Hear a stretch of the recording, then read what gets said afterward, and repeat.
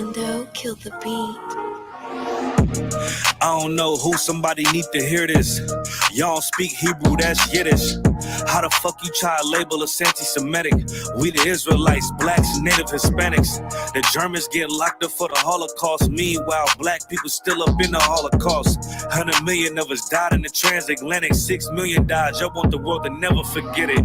You can never be a Jew. You a Ashkenaz. This ain't a star dum-dum. A gun that would die.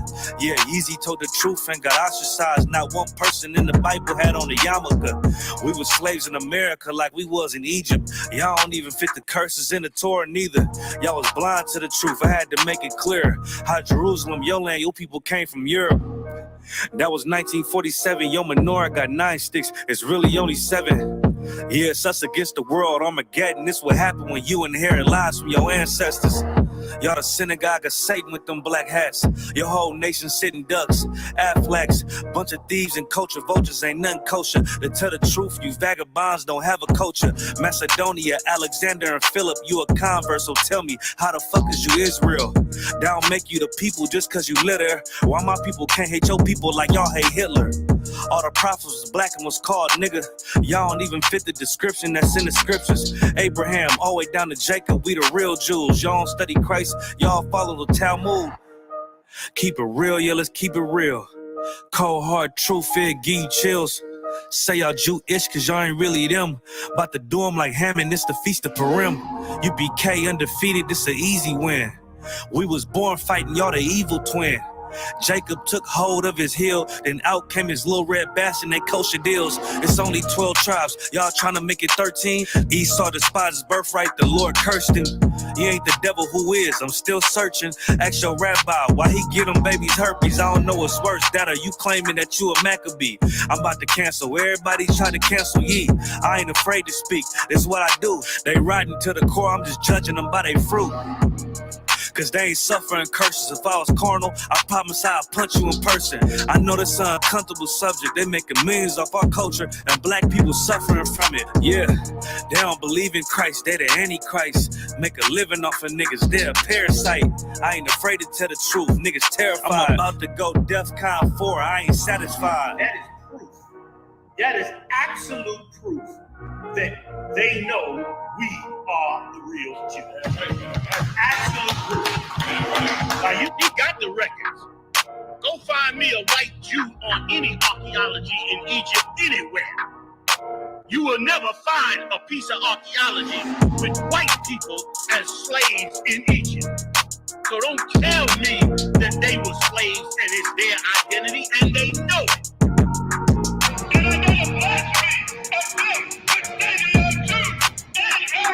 The Lord knows the blasphemy of you so-called white people that say you are Jews and you are not Jews.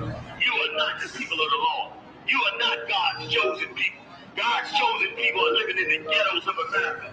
God's chosen people are in poverty and depression in the streets of America. God's chosen people are walking around in America with no identity. That's where God's chosen people are.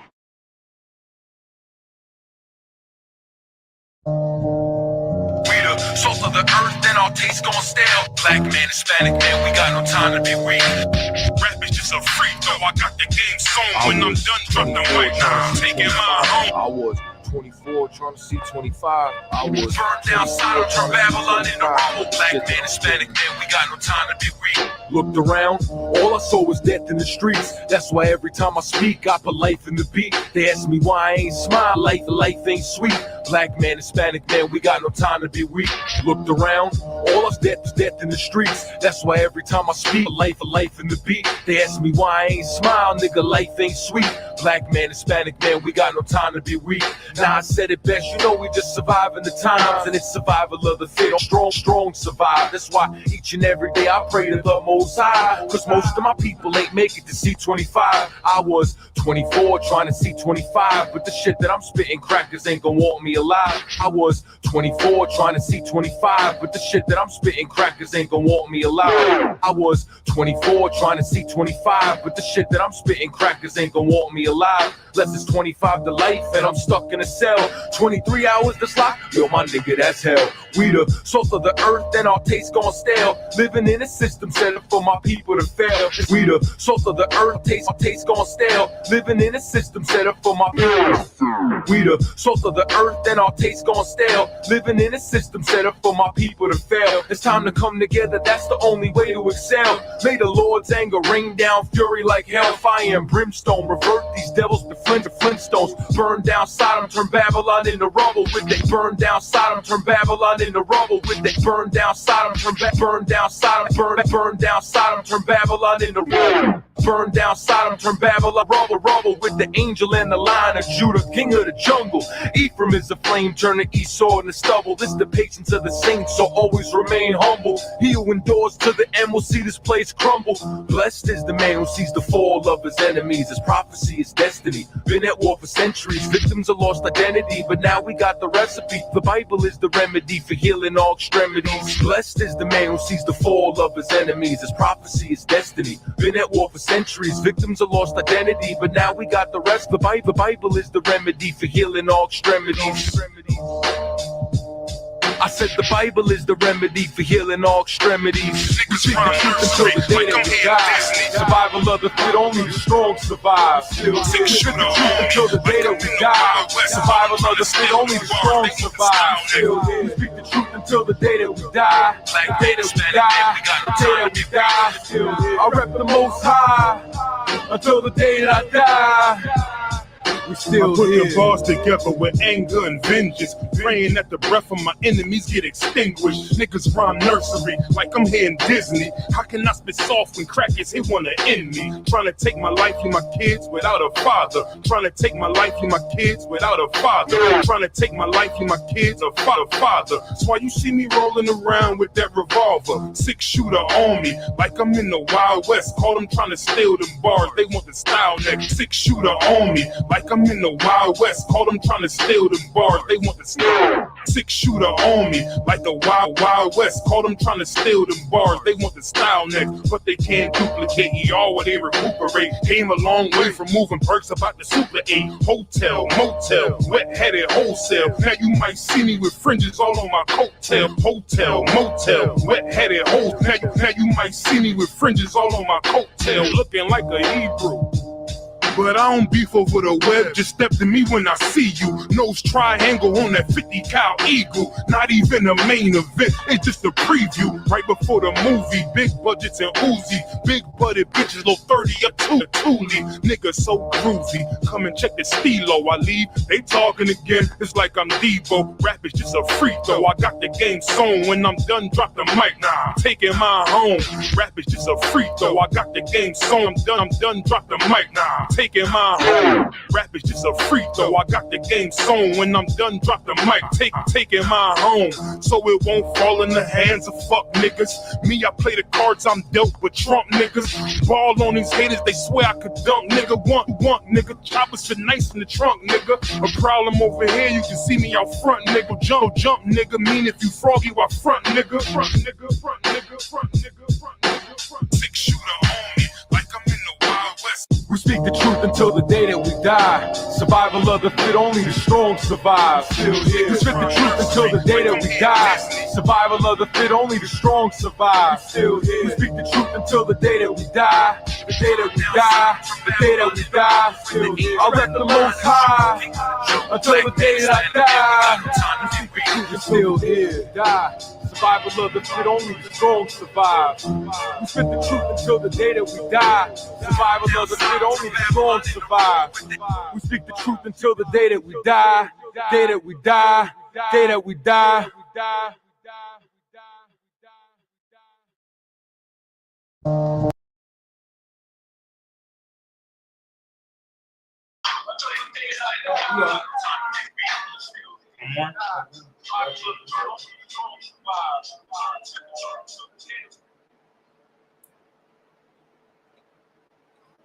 Hey, Shalom, Yahweh Shem Yahweh Shabrak Atham, all the brothers. Yahweh Shemar all the time by Hashem Yahweh Shah to all the sisters. We're the ISUPK. Start out at 1 West, 125th Street, Harlem, New York, under commanding General Yohana. And we've been teaching blacks, Hispanics, and Native Americans the truth of the Bible since 1969. Open that door, please. Open that door, please. Go on. All right, and today is ISUPK San Antonio history class, and we are going to be teaching about the Iran-Contra scandal.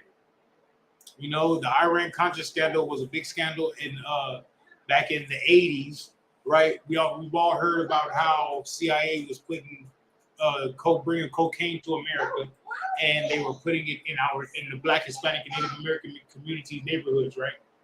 We all heard about that, how they were, and they brought crack and destroyed our neighborhood. Then they put a war on drugs and destroyed our neighborhood. That's it. And we are covering that today, but it is an extensive class. So we have to go before that, right?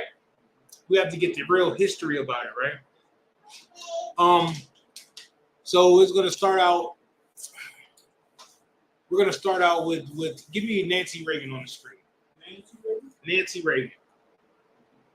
Give me Nancy Reagan on the screen. This double. We all remember her from the 80s, right? Just say no.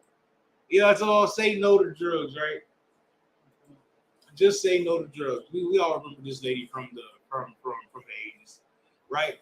When I was growing up in school, right, in the 90s, we had this program called Dare to Do Drugs. And the drug dog came, he told us about all of these different drugs and things like that. And it was educational. It was good to understand. You know, this is your brain on crack, or this is your brain on drugs, and they'll fry the egg in the pan. Y'all remember that? That is all Nancy Reagan's doing. Just say no. Who is that?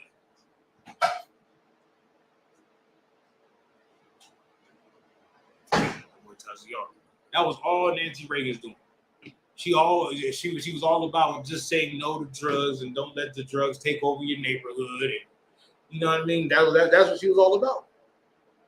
But at the same time that she was selling drugs, her husband, Ronald Reagan, right, was bringing drugs into the country.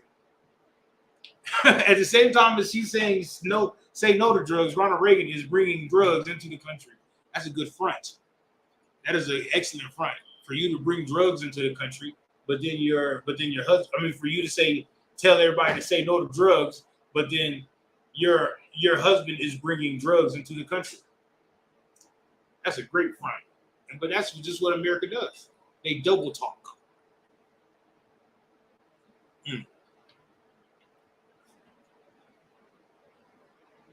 Right. Hey, hello, sis. My brother Tazayar in the building. My sister Shauna in the building. Everybody in the building today. We got a good class. What's up, R12? Huh? You already know. You're right. He said you already know. That's what I like. Caviar. I need Ronald Reagan on the screen.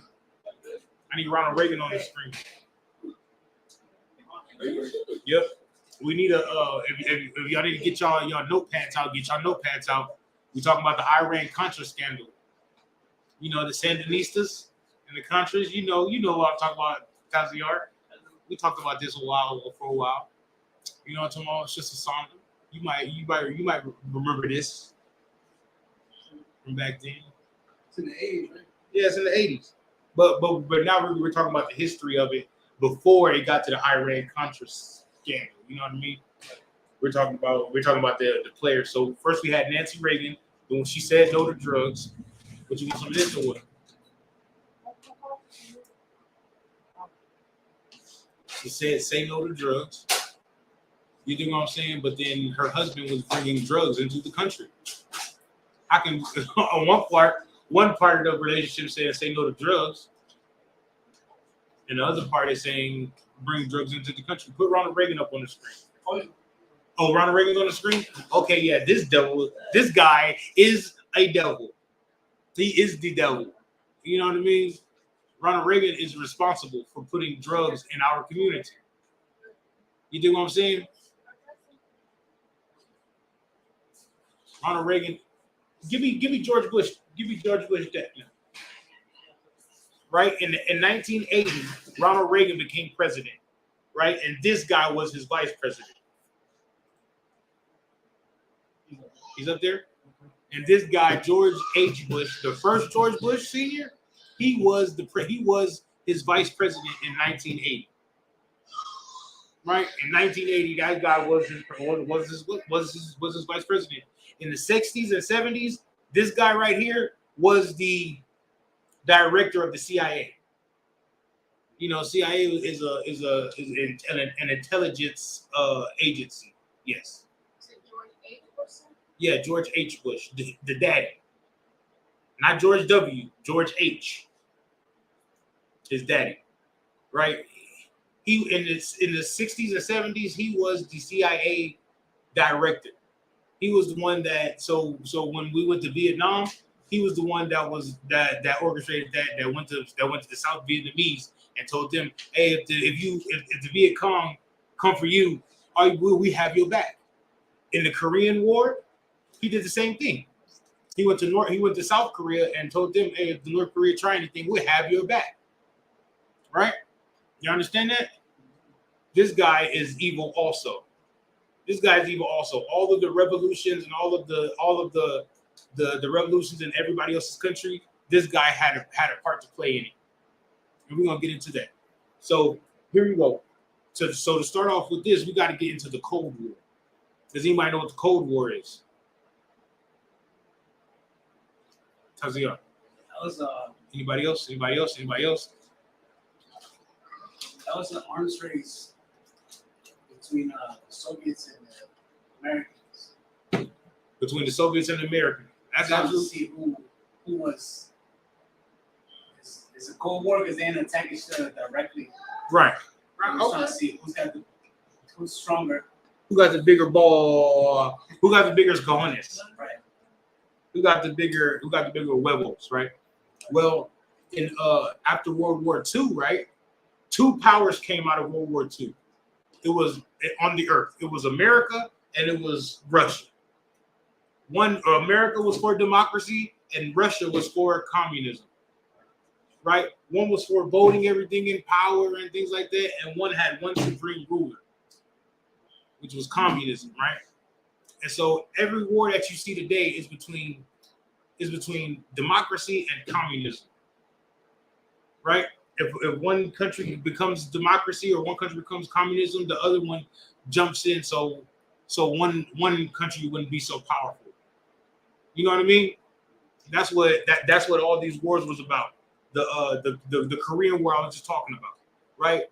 Russia took North Korea, was back in North Korea, and then the Americans was back in South Korea, right? The Vietnam, right? The Viet Cong, the Russians were back in the Viet Cong, and the Americans was back in the South Vietnamese, right? And the same thing goes with the Iran. With the revolution in Iran, and the same thing goes with the revolution in Nicaragua. But there's also something that happened during the Cold War, right? With Fidel Castro and Batista. Batista was backed by the Americans, and Fidel Castro was backed by the Soviets, right? America had put bombs in Italy and Germany. Right, they have put nuclear bombs in what's the name in Italy and Germany. Then the Russians had put bombs in Cuba. Right, when Fidel Castro took over, Batista took over Cuba, and when they took over Cuba, right, what did they do when they took over Cuba? What did Fidel Castro do when they took over Cuba? He gave the country back to the people. But what did they? Then what happened to the people that was already, like the businessmen and the governors and the generals and things like that was living in Cuba? Anybody that was involved in that nasty business and anybody that wasn't Cuban, he kicked them out. He did what? Kicked them out. He kicked them out of the country. Because that's what you do when a new regime comes up. You kick all the sympathizers and all the supporters of the former regime. You kick them out. What's up, Caviar? So you want to get him on the street? Who? Fidel Castro? Oh, Nah. Fidel Castro's all right. you gotta get shut down. Yeah, Fidel Castro's all right. Let him. He dead now. Let him rest. You know, so, but that's what happens. So every time another regime comes up, they kick the rest of them out of power.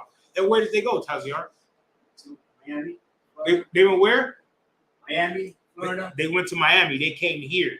Just like when they kicked when the revolution happened in Nicaragua, right? Where did all the American business people go? I don't know. They came to America. Okay. I don't know where.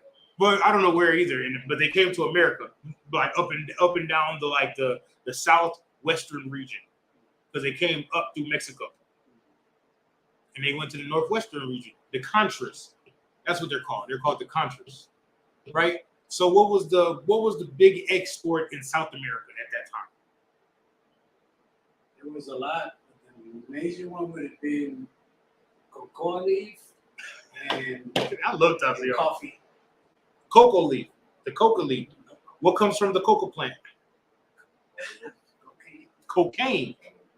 Cocaine comes from the coca plant. So when all those farmers and those farmers and stuff got kicked out the country, what came with them?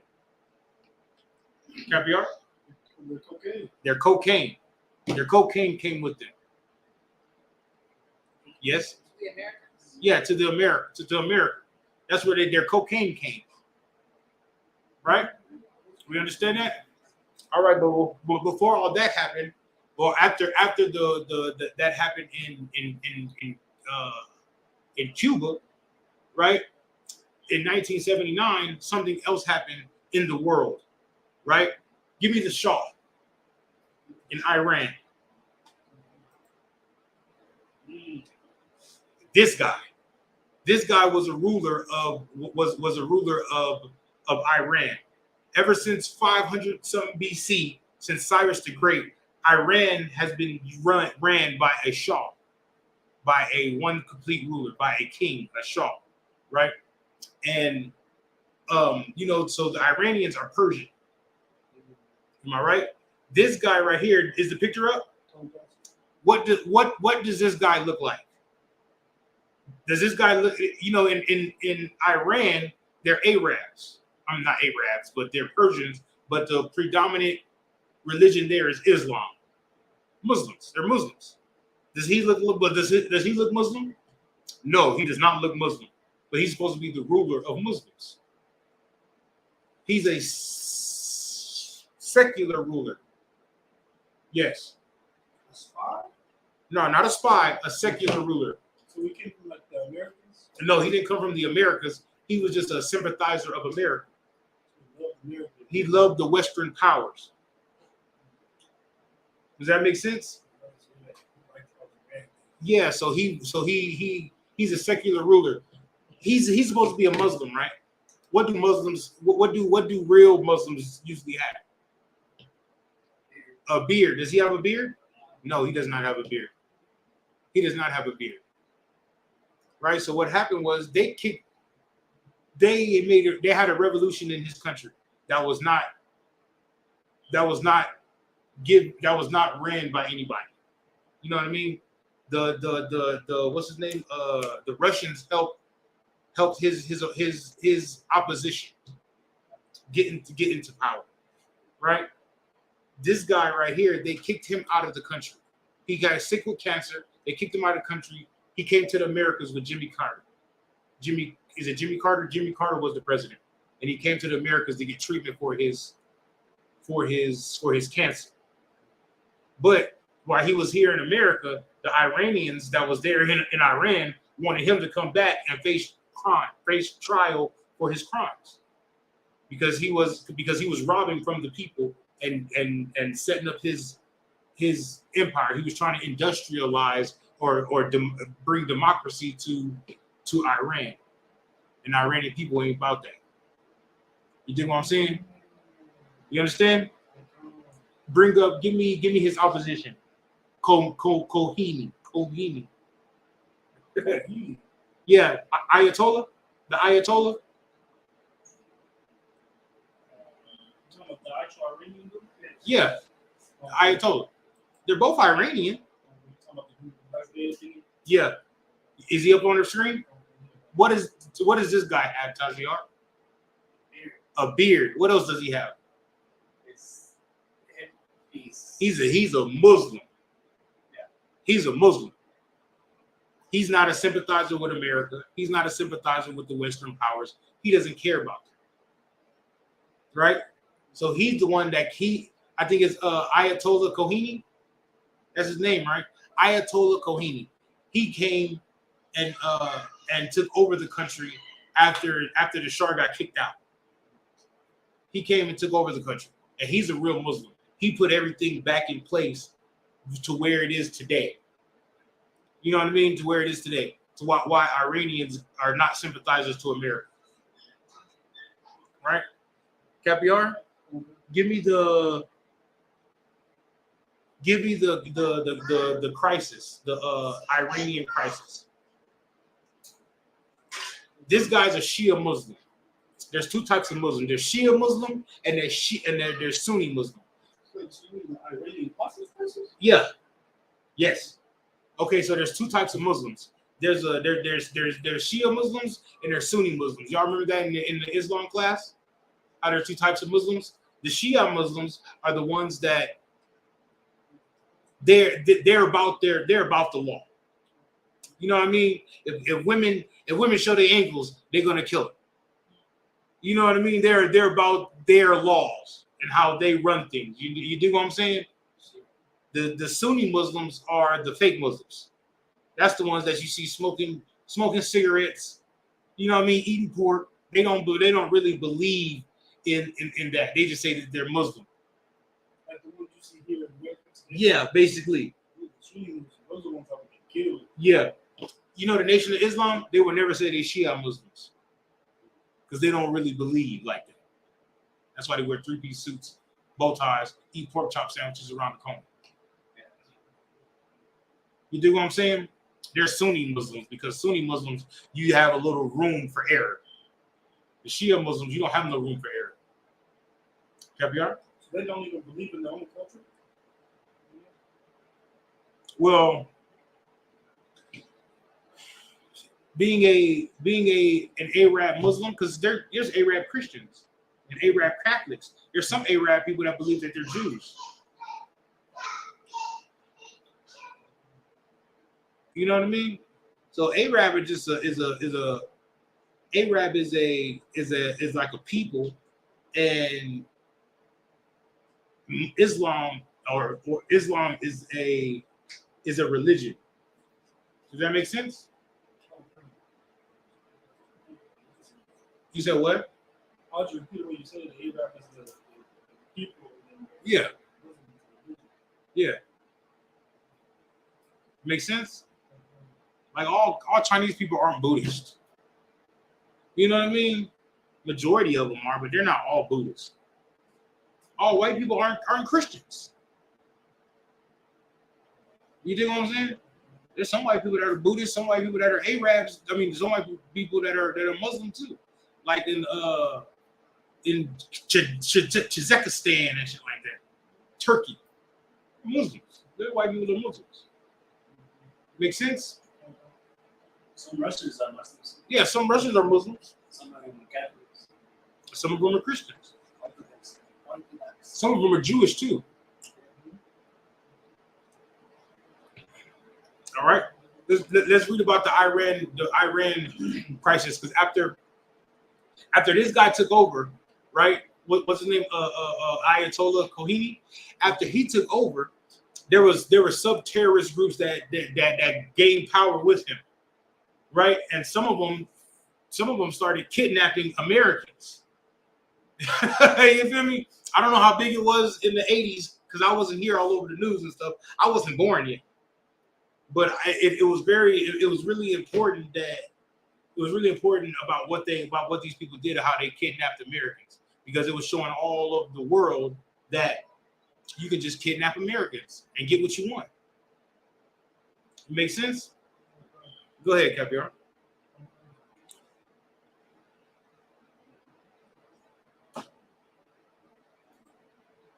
Iran hostage crisis. This is in the Office of the Historian. So representing the United States abroad has been a dangerous job since the beginning of the Republic.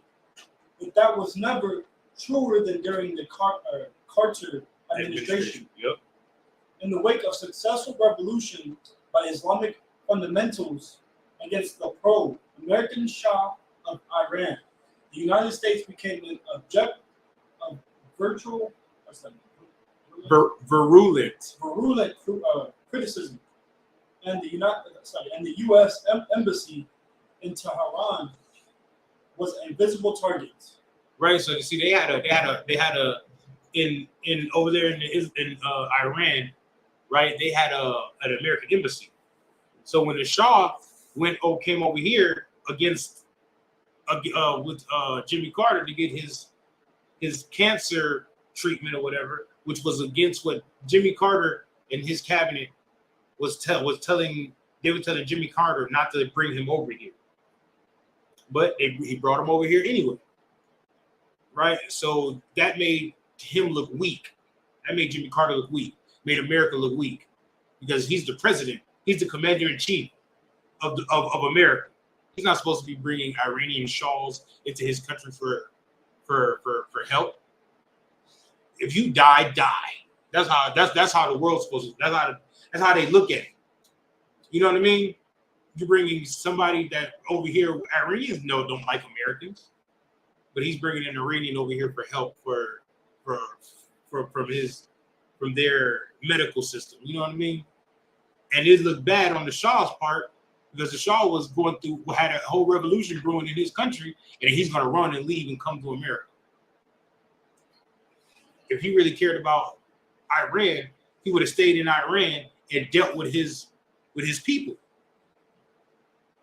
But first with these sympathizers of other countries, first time something happens, they go run to where they need to run to be safe, instead of staying there like Saddam Hussein. We're gonna get to that in a minute. Go ahead, Captain. Okay. On November 4th, 1979, Iranian students seized the embassy and detained more than 50 Americans, ranging from the charged affairs to the most junior members of the staff as hostages.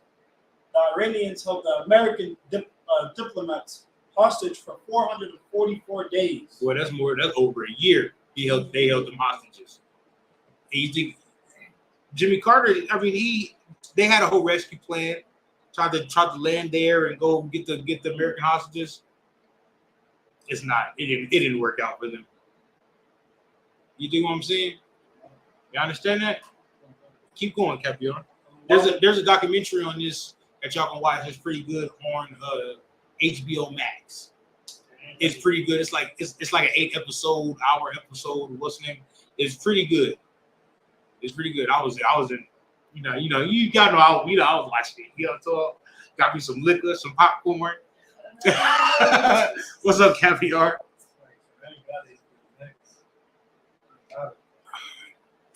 I can let you use mine. Brotherhood is a weapon.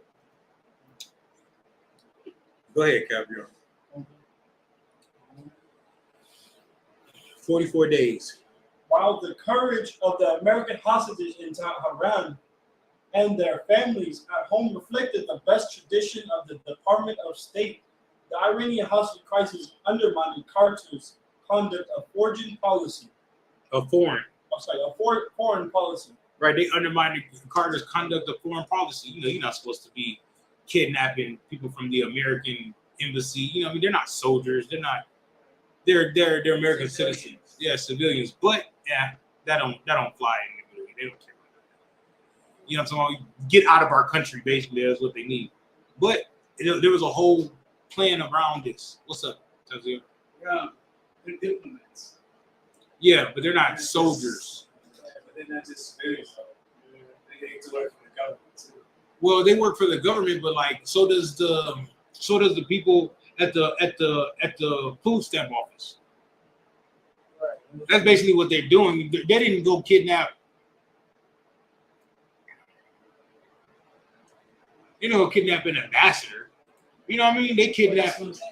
Yeah, they kidnapped people that was working secretaries and stuff.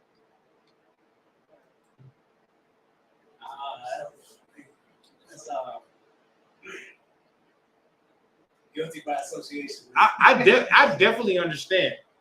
But what he's saying is like, you know what I mean? Like soldiers, prisoners of war, all they're free game. But these people are prisoners, they're not prisoner worthy, you know what I mean? But it's something that's behind your madness. Go ahead. Copy art. All those, so people like that work like that do matter, but don't really matter. Yeah, they do matter. Yeah, they matter, but they don't really matter. This is what over there, they didn't get no military training to go over there and work with computers and stuff like that. To be secretary, things like that. They did. Let's keep reading.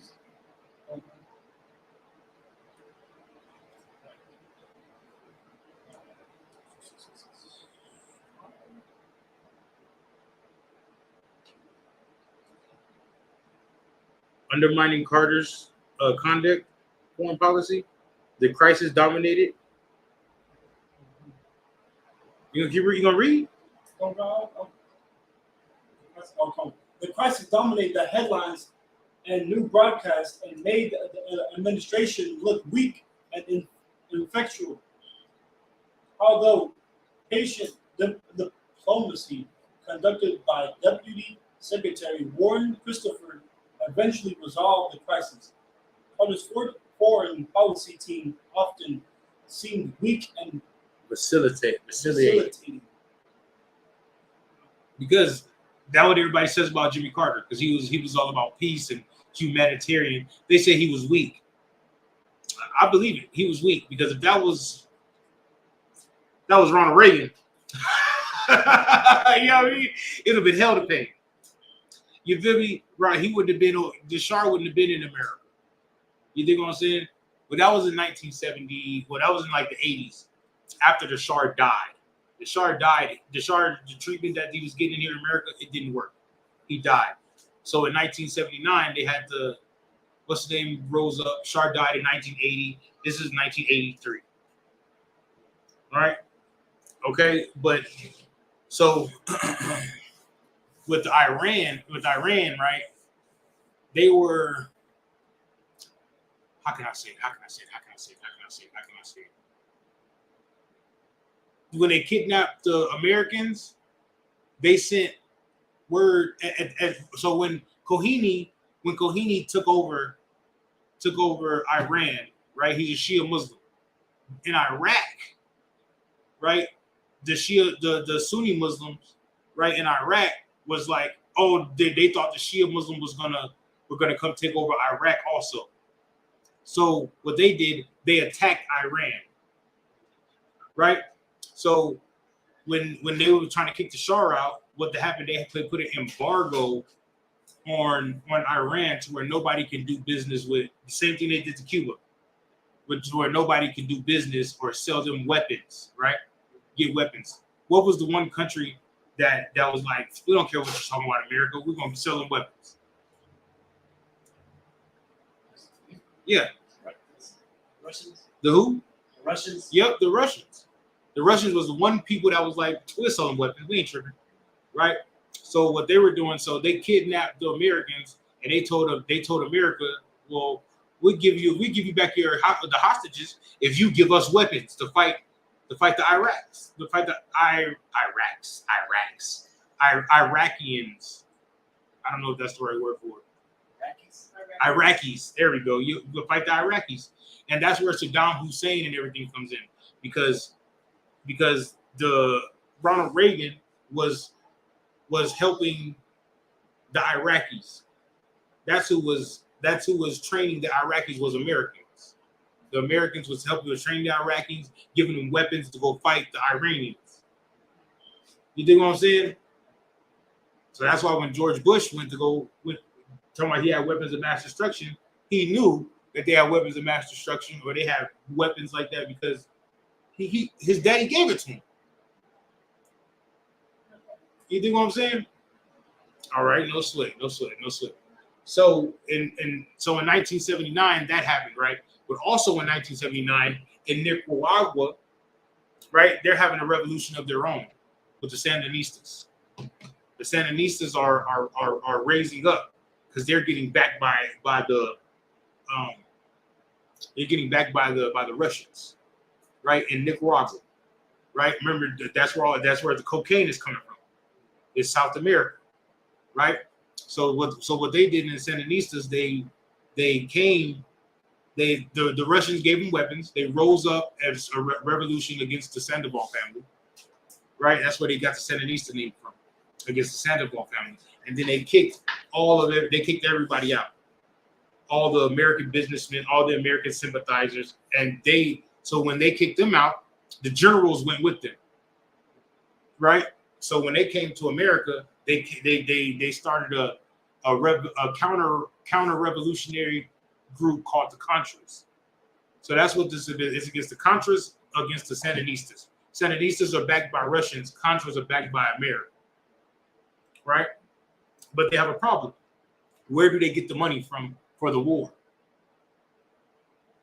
Right? But one thing they do got, they got that good dope. Good dope gonna sell. So what they was doing, they was giving drugs to the government. The government was giving drugs to the gangs in Los Angeles, right? So the government was giving drugs to the gangs in Los Angeles and they were giving the money back to the government, and the government was going to give weapons to the Iranians, right? But they weren't giving weapons directly to the Iranians. They were giving it to Israel, and Israel was giving weapons to the Iranians. But so they was backing, so America was backing the Iranians, and they was backing the Iraqis. That's how you say it, Iraqis. That sounds so Iraqis. It's Iraq. They were backing the Iranians and the Iraqis. America was. They were giving weapons to the Iranians, and then the Iraqis were actually backing and training their military. Caviar, give me that Iraqi war. Mm-hmm.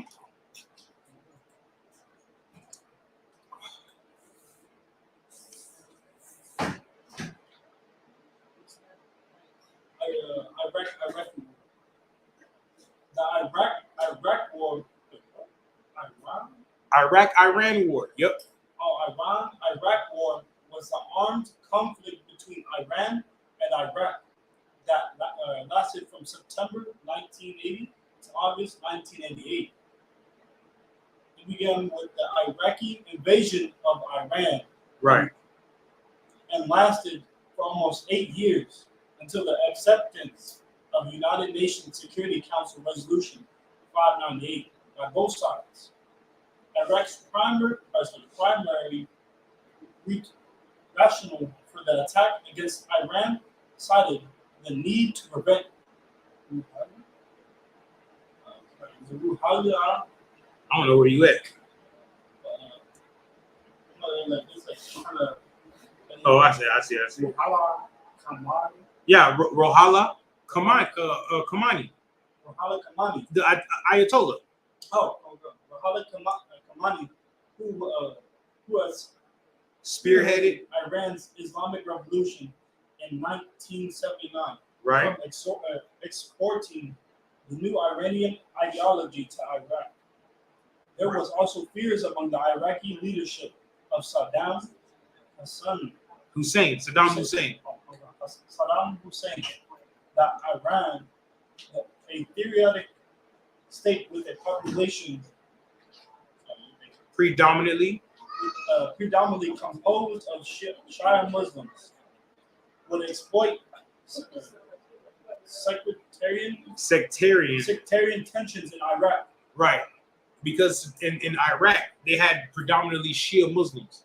And then what took over in Iran was Shia Muslims. So then they thought Saddam Hussein was thinking that the Shia Muslims in Iraq was going to take take from the Shia Muslims in Iran and take over the Iraqi government like they did in Iraq. I mean, take over the Iraqi government like they did in Iran.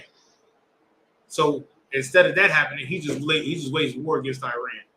Saddam Hussein just waged war against Iran, and he started getting weapons and started getting training from the American soldiers because American and Iran never seen eye to eye. He just never thought that well, he probably thought after Kuwait, but go ahead.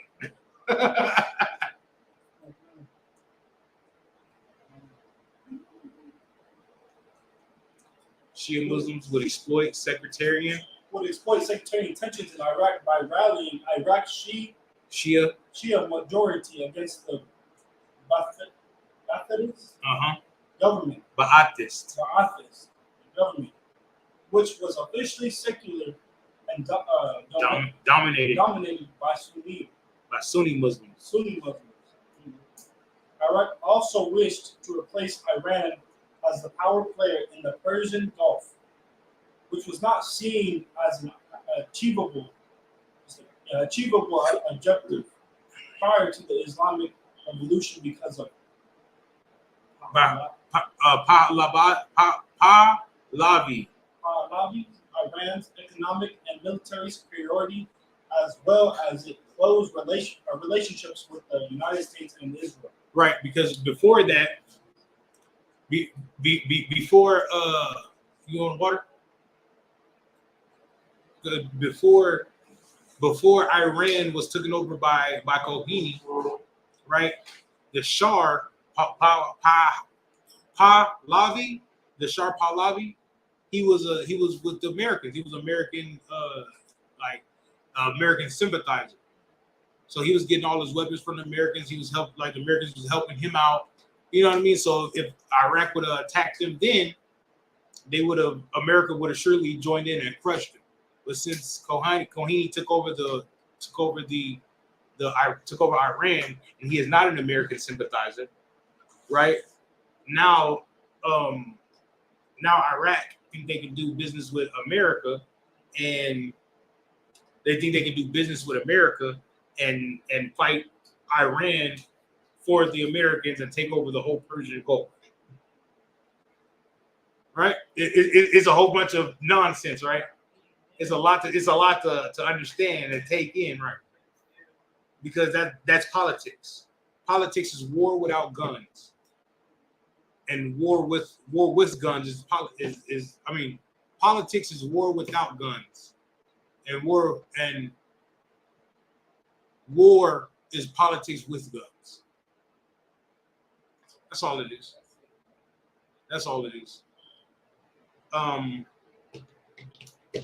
I want to say I missed something. You missed something? Yeah.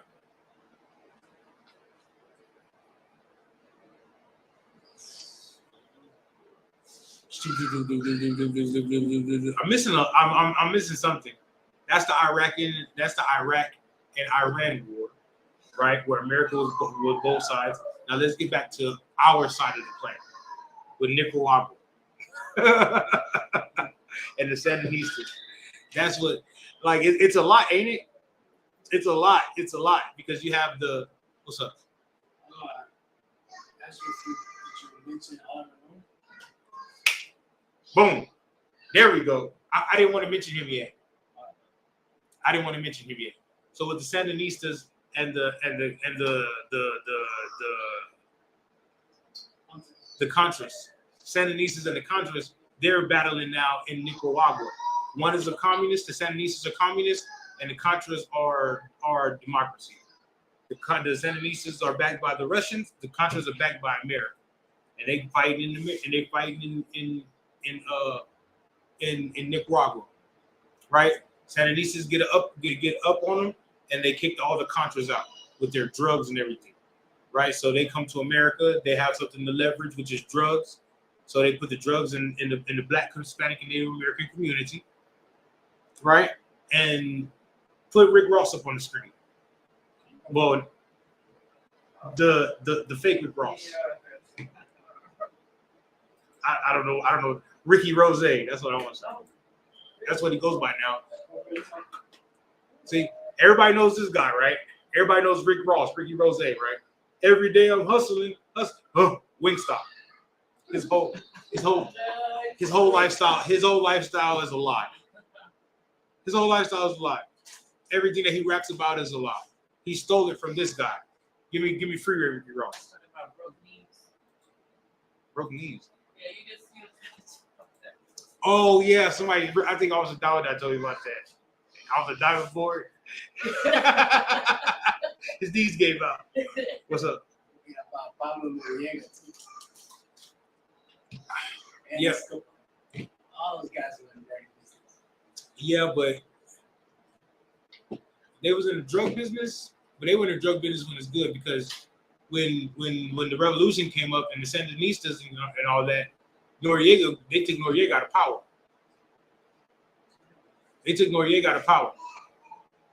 You feel me? Noriega was more like the 70s, early 80s. Sandinistas took him out of power and his cocaine. Because remember, he was giving cocaine to the Contras. You ever seen that movie Blow? Yeah. Remember, they was giving cocaine to George, whatever that dude named Boston George. What's up? You got me, Capiar? Oh, the real Rick Ross? Now this guy, yeah. What's up? Okay. This guy right here, the real Rick Ross, is who the CIA through Antonio Blandon, right? Blandon was the top Contras connect for the drugs, and Freeway Rick Ross was his top client. You want to say, right? His top. What's up? What's up, Skip? So this is the man that was doing actually all the real work. Yes. And the other dude was kind of like copying his life. Yep. He didn't copy his life. He just took his story. He was in prison, right? And then the Rick Ross, he came and said he was Rick Ross and all the flipping weight, and he was not doing none of that. He stole this man's life. That's why his name is Ricky Rose now, because this guy took him to court and told him that he stole a whole life story, and now he's getting rich off my life story. That he was sued him for some money, and Rick Ross changed his name to Rick Rose. Now that's why he calls himself Ricky Rose now, so he doesn't have ties to that name. Yes. like the CB4 story. It is the CB4 story basically. Real talk. Real talk. Yes. You said it was the what? CB4. This is before your time, man. It's a real game gusto. Yeah. What's up, Tazio? Rick Ross was the rapper. Rick Ross was a CEO, right? I guess so. I don't know if he was or if he wasn't, but I know his life is alive. He did work at the penitentiary. He could have. I know his life is alive though, and this is the real guy. This is the real guy that was really getting drugs. He was making $3 million a week selling drugs. Yeah, I know. Yes. He was working for the CIA, right? No, the Blandon, his connect, was working for the CIA.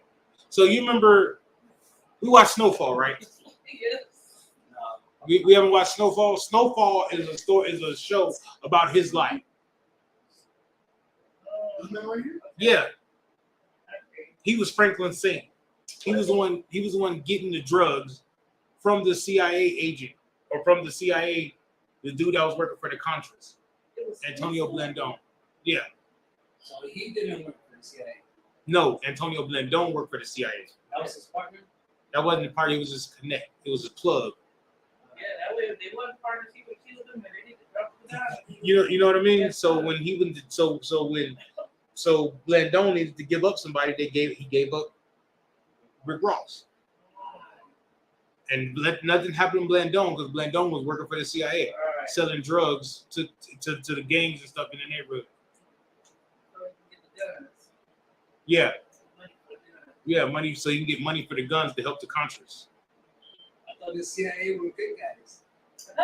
I thought, hey, nothing in America is good guys. No. Nothing in America is good, guys. You know what I mean? The government is the one that brought the drugs in here to sell to us. Wouldn't even exist on this planet if they hadn't done that. Exactly. Is it done with that? All right. So this guy goes to jail, right? And everybody, you know, there's stories that the government putting drugs in the CIA putting drugs in. Nobody's believing it. Nobody believes it. Nigga, you tripping. That's how they feel. Give me Gary Webb.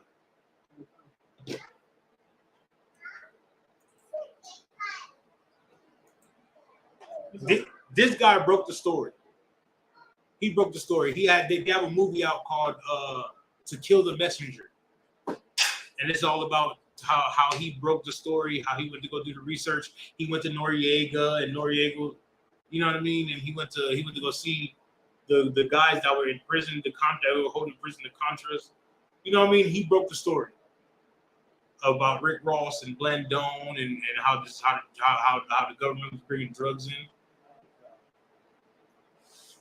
He's the one that shot himself twice in the head. Right? Yeah, he shot himself twice. That's the official story of his death. Did anybody shoot themselves twice?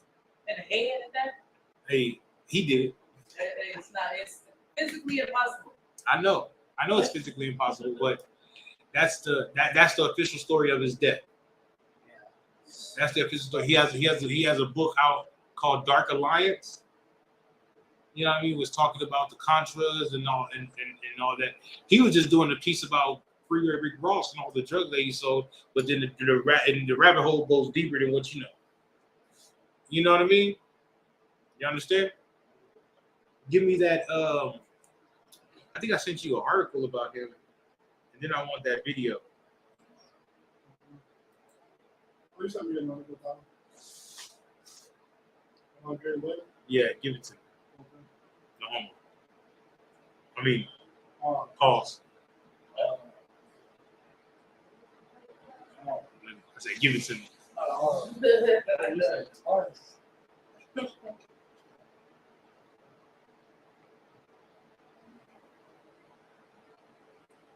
Gary Webb.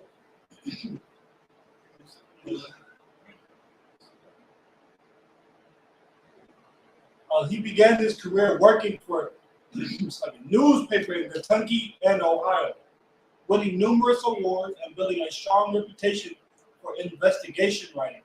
Hired by the San Jose Mercury News, Webb contributed to the paper's Pulitzer Prize, winning coverage of the Loma Prieta earthquake. Webb is best known for his Dark Alliance series, which appeared in the Mercury News in 1996. The series examined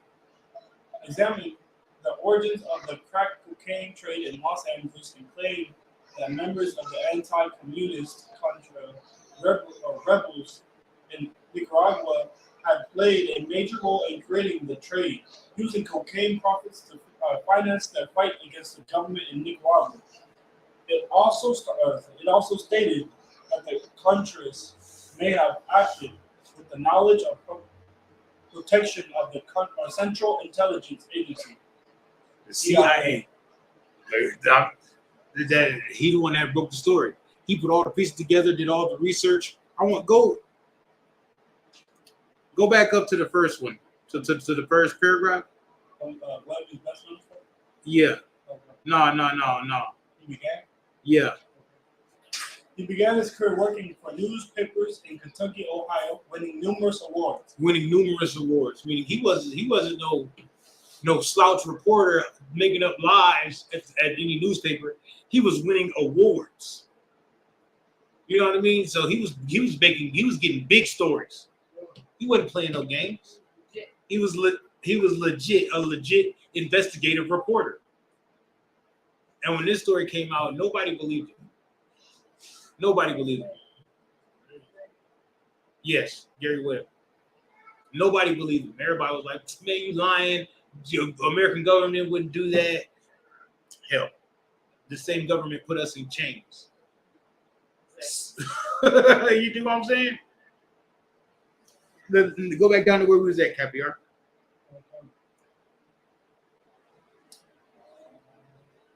We didn't finish the second paragraph, right? No, the series provoked outrage. Okay, that's what I said. The series provoked outrage, particularly in the Los Angeles African American community, and led to 4 major investigations of his charges. The Los Angeles Times and other major papers published articles suggesting the Dark Alliance claims were overstated, and in November 1996, Rome Capos, the executive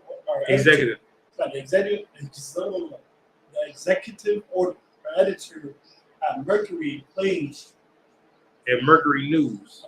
at Mercury News wrote about being in the eye of the storm. In May 1997, after an internal review, Capel stated that although the story was correct on many important points, there were shortcomings in the writing, editing, and production of the series. He wrote that the series likely oversimplified the crack epidemic in America and the supposed critical role and dealers written about in the series played in it. Webb disagreed with this conclusion. Webb resigned from the Mercury News in December 1997. He became an investigator for the California State Legislature, published a book based on the Dark Alliance series in 1998, and did freelance investigation reporting. He died by suicide on December 10th, 2004. The Dark Alliance series. Wait. All right. Go down to the tab death. You see where it says it just. You see where it says death? The tabs.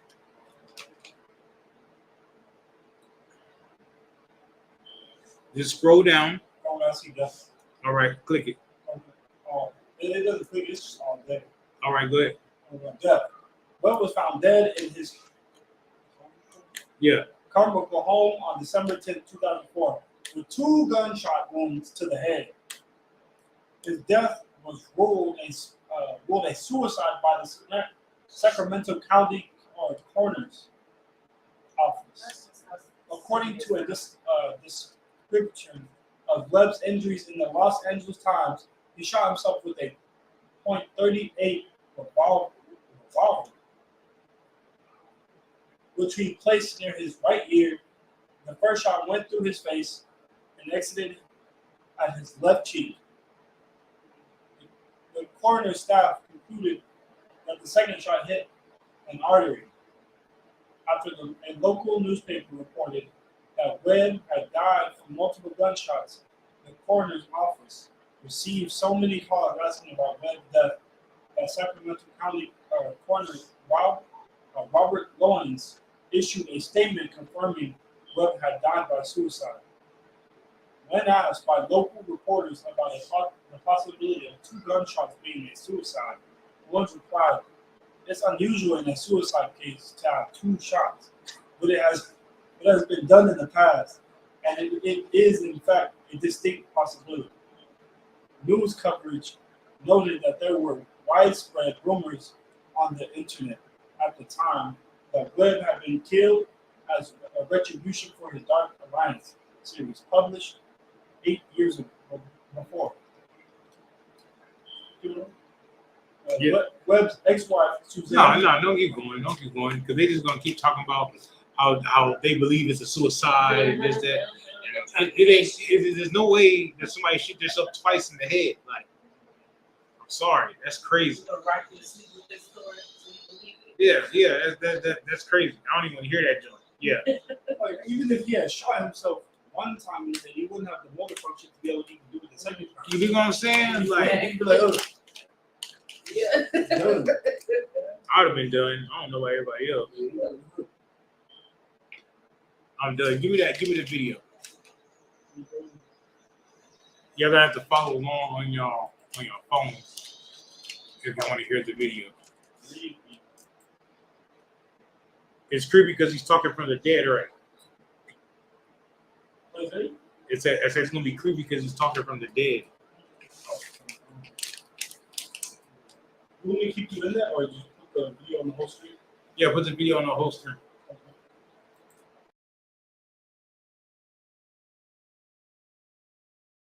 Investigative reporting is being sort of squeezed out of the picture, and I think intentionally, because it tends investigative reporting does ruffle feathers, and it draws lawsuits, and it gets newspapers in trouble.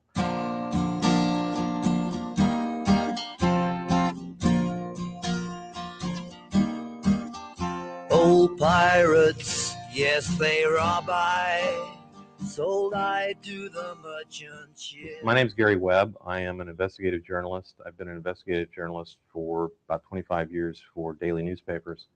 And in 1996, I wrote a series of stories entitled Dark Alliance, which was about CIA involvement in drug trafficking.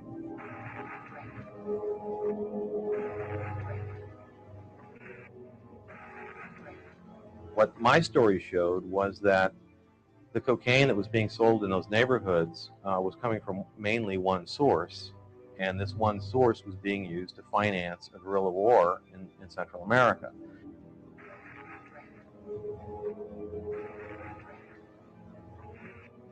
The general idea of the CIA dealing drugs was something that the American mainstream press had never written about before, and that's why it prompted outrage among blacks, among drug reform activists, among politicians, by the CIA, by every federal agency involved in the drug war, because it showed they weren't doing their jobs, that it was a fraud.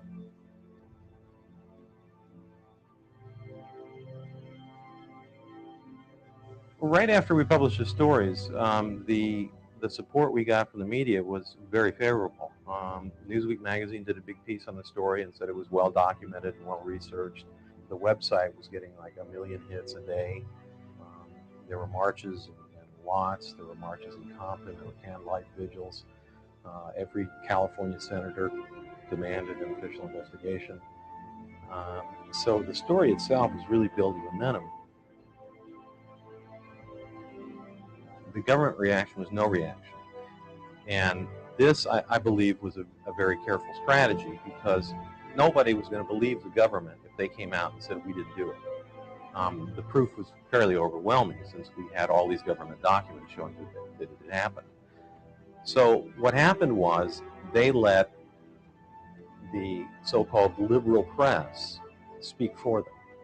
And they had the national security reporters at the Washington Post, who coincidentally used to work for the CIA, write stories saying it doesn't mean anything.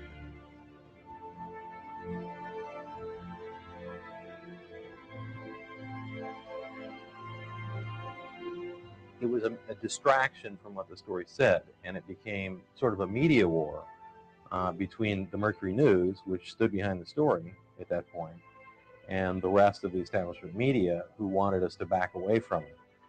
And part of that reason was because these major newspapers had written about this issue back in the 1980s, but had written about it very dismissively, as if this is nonsense, it doesn't happen, it never happened.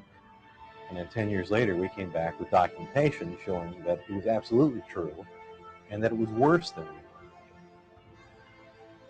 were. We had gotten a story out around them, and we had gotten it out in a big way that they couldn't control, and that was through the internet. And I think a lot of this was directed to the Mercury News to say, we don't care what documentation you have, we don't care what kind of story you've got, we set the national news agenda. And if we don't like your story, we will kill your story, regardless of its truth.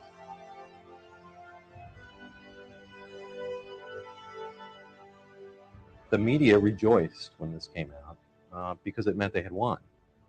They had forced a newspaper to back away from a story that was true, simply because of this barrage of criticism, of mindless criticism, essentially, that really took its toll on the editors of the newspaper. And they were being seen as sort of outcasts from the club. And I think they made a political decision that it was better in the long run to take a dive on this story and get back in the good graces of the rest of the media.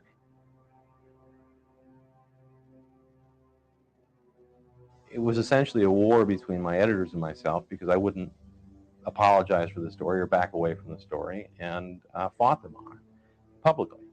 And so they transferred me to a bureau that was 140 miles from where I lived, and I called in sick a lot.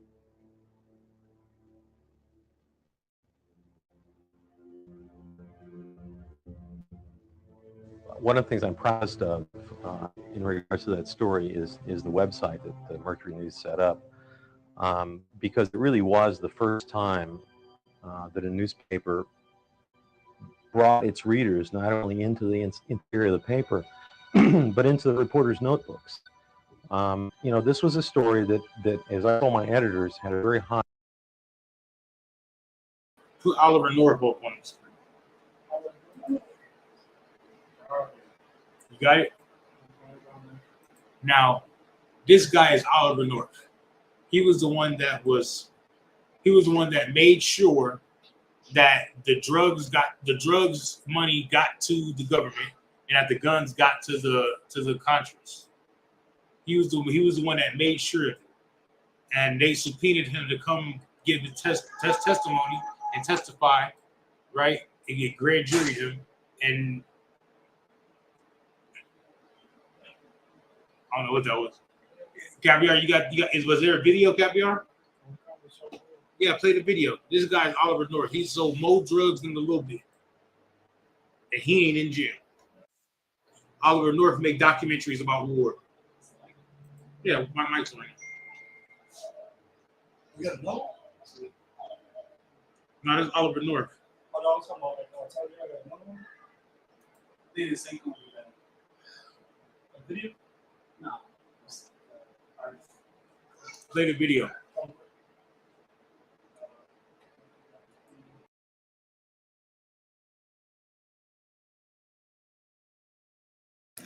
My name is Oliver North, Lieutenant Colonel, United States Marine Corps.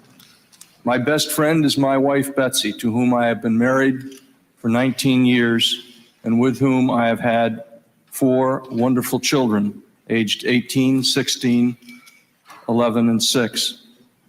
I came to the National Security Council 6 years ago to work in the administration of a great president. As a staff member, I came to understand his goals and his desires. I admired his policies, his strength, and his ability to bring our country together. I observed the president to be a leader who cared deeply about people and who believed that the interests of our country were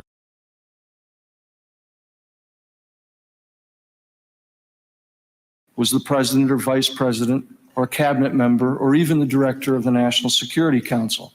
I was simply a staff member with a demonstrated ability to get the job done. Over time, I was made responsible for managing a number of complex and sensitive covert operations that we have discussed here to date. I reported directly to Mr. McFarland and to Admiral Poindexter.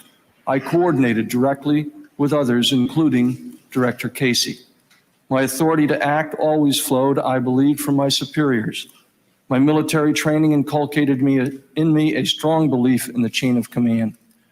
Insofar as I can recall, I always acted on major matters with specific approval after informing my superiors of the facts as I knew them, the risks, and the potential benefits.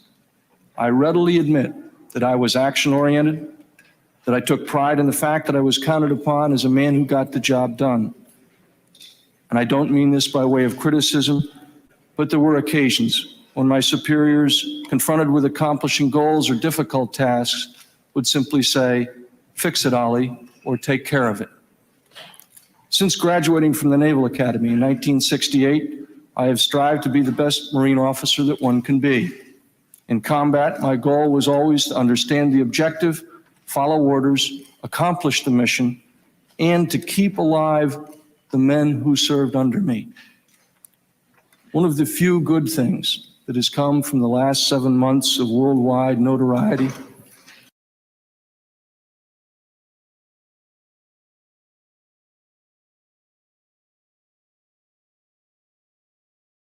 night or thereafter. If I had to estimate the number of meetings and discussions and phone calls over that 5 years, it would surely be in the tens of thousands. My only real regret is that I virtually abandoned my family for work during these years. And that work consisted of my first few years on the staff as the project officer for a highly classified and compartmented national security project, which is not a part of this inquiry. I worked hard on the political military strategy for restoring and sustaining democracy in Central America, and in particular, El Salvador. We sought to achieve the democratic outcome in Nicaragua that this administration still supports, which involved keeping the Contras together in both body and soul. We made efforts to open a new relationship with Iran and recover our hostages. We worked on the development of a concerted policy regarding terrorists and terrorism and a capability for dealing in a concerted manner with that threat. We worked on various crises such as TWA 847, the capture of Aquile Loro, the rescue of American students in Grenada and the restoration of democracy on that small island, and the US raid on Libya in response to their terrorist attacks. And as some may well be willing to admit, there were efforts made to work with the Congress on legislative programs. There were many problems. I believe that we worked as hard as we could to solve them, and sometimes we succeeded and sometimes we failed. But at least we tried.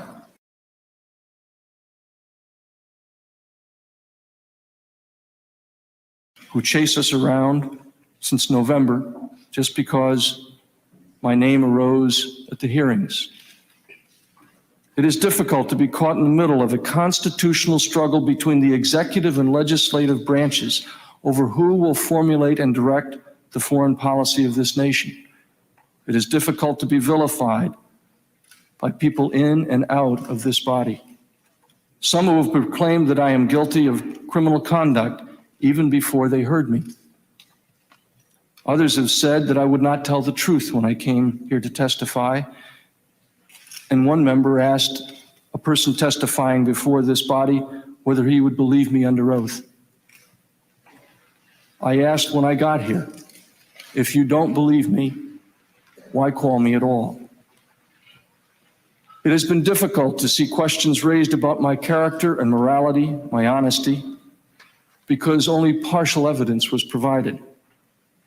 And as I indicated yesterday, I think it was insensitive of this committee to place before the cameras my home address at a time when my family and I are under 24-hour armed guard by over a dozen government agents of the Naval Investigative Service because of fear that terrorists will seek revenge for my official acts and carry out their announced intentions to kill me. It is also difficult to comprehend that my work at the NSC, all of which was approved and carried out in the best interests of our country, has led to 2 massive parallel investigations staffed by over 200 people.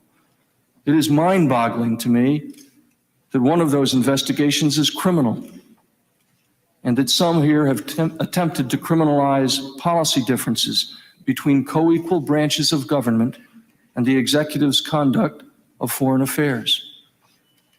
I believe it is inevitable that the Congress will in the end blame the executive branch, but I suggest to you that it is the Congress which must accept at least some of the blame in the Nicaraguan freedom fighters matter. Plain and simple, the Congress is to blame because of the fickle, vacillating, unpredictable, on-again, off-again policy toward the Nicaraguan democratic resistance, the so-called Contras.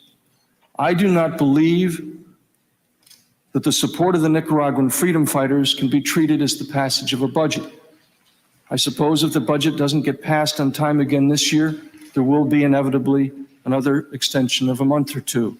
But the Contras, the Nicaraguan freedom fighters, are people, living, breathing young men and women who have had to suffer a desperate struggle for liberty with sporadic and confusing support from the United States of America. Armies need food and consistent help. They need a flow of money, of arms, clothing, and medical supplies. The Congress of the United States allowed the executive to encourage them to do battle and then abandon them. The Congress of the United States left soldiers in the field unsupported and vulnerable to their communist enemies. when the executive branch did everything possible within the law to prevent them from being wiped out by Moscow's surrogates in Havana and Managua, you then had this investigation to blame the problem on the executive branch. It does not make sense to me. In my opinion, these hearings have caused serious damage to our national interests. Our adversaries laugh at us, and our friends recoil in horror. I suppose it would be one thing if the intelligence committees wanted to hear all of this in private and thereafter pass laws which, in the view of Congress, make for better policies or better functioning government, but to hold them publicly for the whole world to see strikes me as very harmful.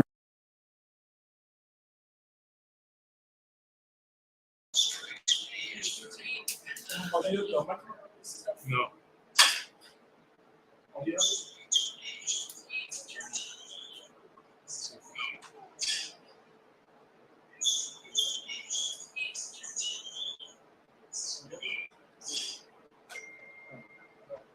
So it says,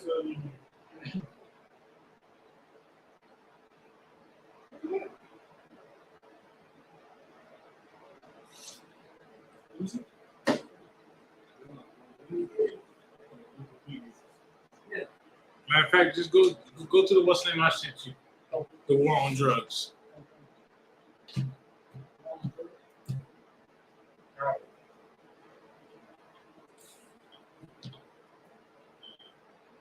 Oh. Everybody knows about the war on drugs, right? The war on drugs was a war on black people. Basically, like we're the only ones on drugs. Now the what would you call it? The Caucasian. Now the devil's on drugs, right? What do they call it now? Do they call it the war on drugs? No. What do they call it? Isn't it like a mental illness or something? Sickness? An epidemic. Oh, that's okay. Now it's an epidemic. Now as white people on drugs, they call it an epidemic. But when it was our grandmamas and when it was our grandmothers and our mothers on drugs, they called it a war on drugs. There's always a war on black people, right? Capiar, look up a picture of say battering ram. oh, you said battery? A battering ram, BATTERING, ram. Ram. You know what a battering ram is? What's the battering ram, Telsey? The DEA puts in. It breaks it, right? Yeah. It's like a big steel thing they run into your house with. Right. The donut. Real talk. And then when they pull out, they pull a whole walls down. And that's what they used against us in the war on drugs. Our mama's houses, our grandmother's houses were battering ram. Just to find a 15-year-old, 16-year-old crack dealer. Wow. When you brought the crack in our neighborhoods to begin with. There's articles about them creating crack in the CIA in the UCLA scientific lab. Right? If you ever heard about crack, and you know what I mean, to cook crack, you can't just cook crack. You have to know how to. If you failed chemistry, right? You failed biology, you can't cook crack because there's a whole chemical change that needs to happen. You know what I'm talking about? You got to dry it out. Put baking soda with it, water, boil it, little ice.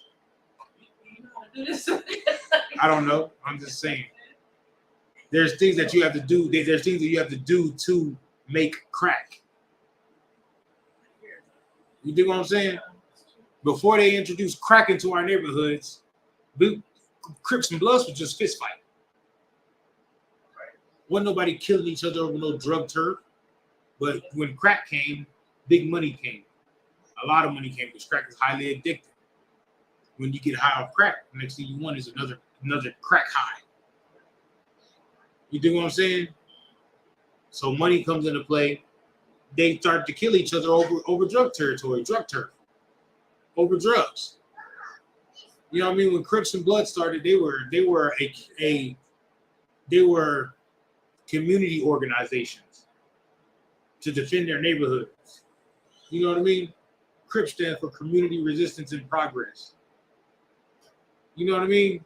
Blood stands for brotherly love, overriding oppression and destruction in society. You know what I mean? Yes, Capiar. So the long time those have meanings? Yeah. That's I said this whole time they have meanings? Oh yeah, I didn't know they had meetings either. I thought it was just Crips and Bloods. Nah. First time I heard that too. It wasn't about destroying the neighborhoods. It wasn't about killing each other. It was just brothers that was proud of their neighborhood and that was protecting their neighborhood. Right. They have fist fights and then they'll go home and all right.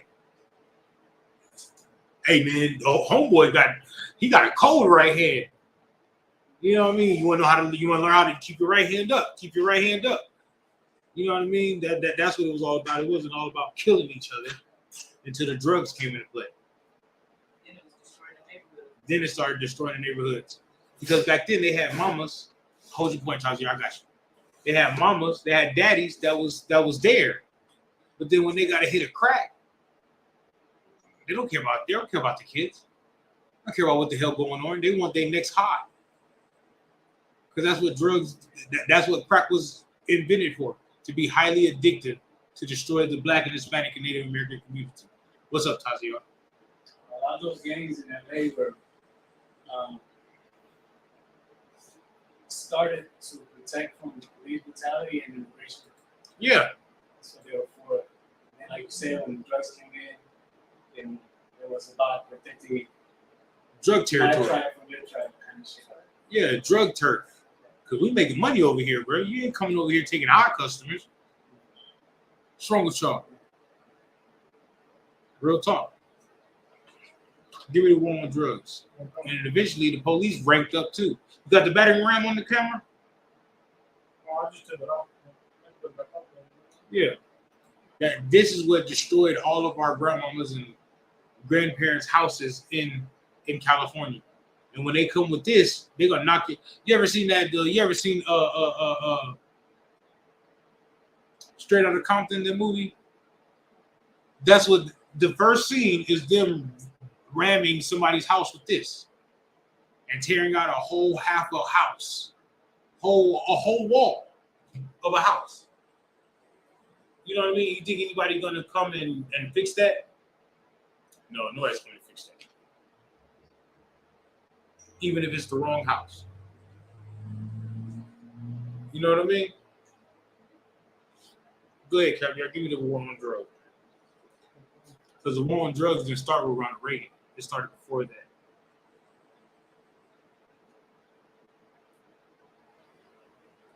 The war on drugs.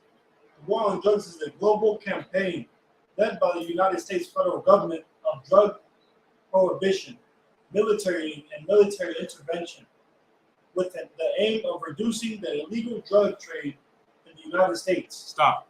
They put a war on drugs on you, right? On Blacks, Hispanics, Native Americans, to stop the illegal drug trade when they're the ones who's bringing in the illegal drugs. They put a war on you to stop the illegal drugs when they are bringing in the illegal drugs. Ain't that some shit? They should stop themselves. They gotta stop it. That's crazy. Keep going.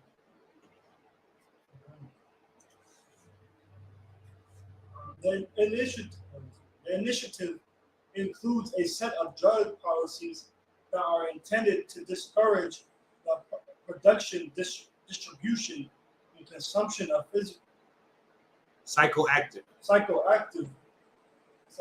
drugs that the participating governments and the United Nations have made illegal. But they made it illegal, but they're bringing it into your neighborhoods. Right?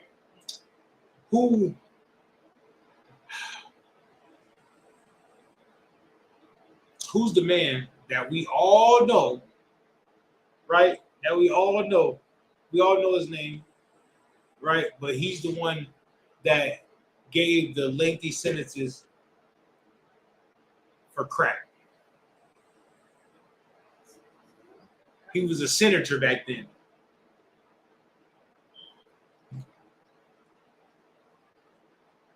Y'all don't know?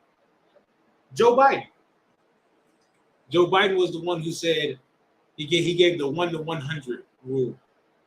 That 1 gram of cocaine, 1 gram of crack is equal to 100 grams of cocaine. The 1 to 100 rule. Joe Biden is the reason why your fathers, your husbands, right, your sons are in jail right now for 1 gram of crack. 5 grams of crack. 5 grams of crack will be 500 grams of cocaine. Do we deal with cocaine? We deal with crack because crack is cheap. Cocaine is expensive. White men deal with cocaine. Black, Hispanics, and Native Americans deal with crack. So he said to stop all that, get somebody who was 1 gram of crack, it's like 100 grams of cocaine. Put him in jail, 10 years, 15 years, 20 years. Joe Biden was that guy. And you know what our mamas did?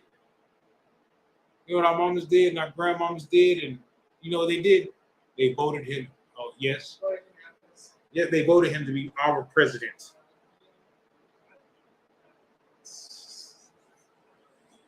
Because they chose the lesser of the 2 evils. Newsflash, if you choose the lesser of the 2 evils, you're still choosing what? Still choosing evil. Just because this evil's up here, this evil's down here. Now you're just gonna choose the lesser evil. And guess what he's gonna do, right? I'm trying to tell you. One telling the truth, one telling lies. But the lies is a lesser evil because they want to be rockabye baby back to sleep. They love Christian pastors. Keep going, Caviar.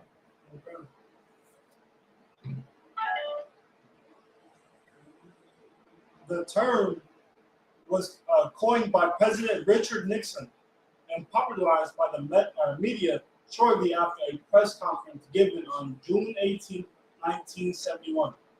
The day after publication of a special message from President Nixon to the Congress of Drug Abuse, Prevention, and Control, during which he declared drug abuse public enemy number 1. Right. Drug abuse, public enemy number 1. That's what President Nixon was the first one to coin war on drugs. I don't know if he ever acted on it. He never acted on it. But he's the first one that coined it. Who's the first one that acted on it? Anybody know? Caviar, go down to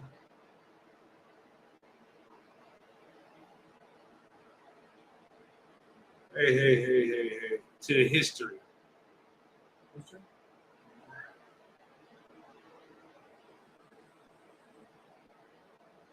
I want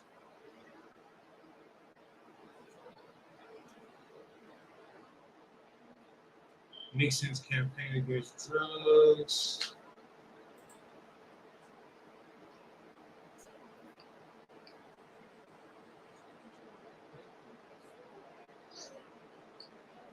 Go down to where it says the presidency of Ronald Reagan. Go to history, and then it says the presidency of Ronald Reagan. Ronald Reagan was the first one. Yeah, don't mess up the wires. Right.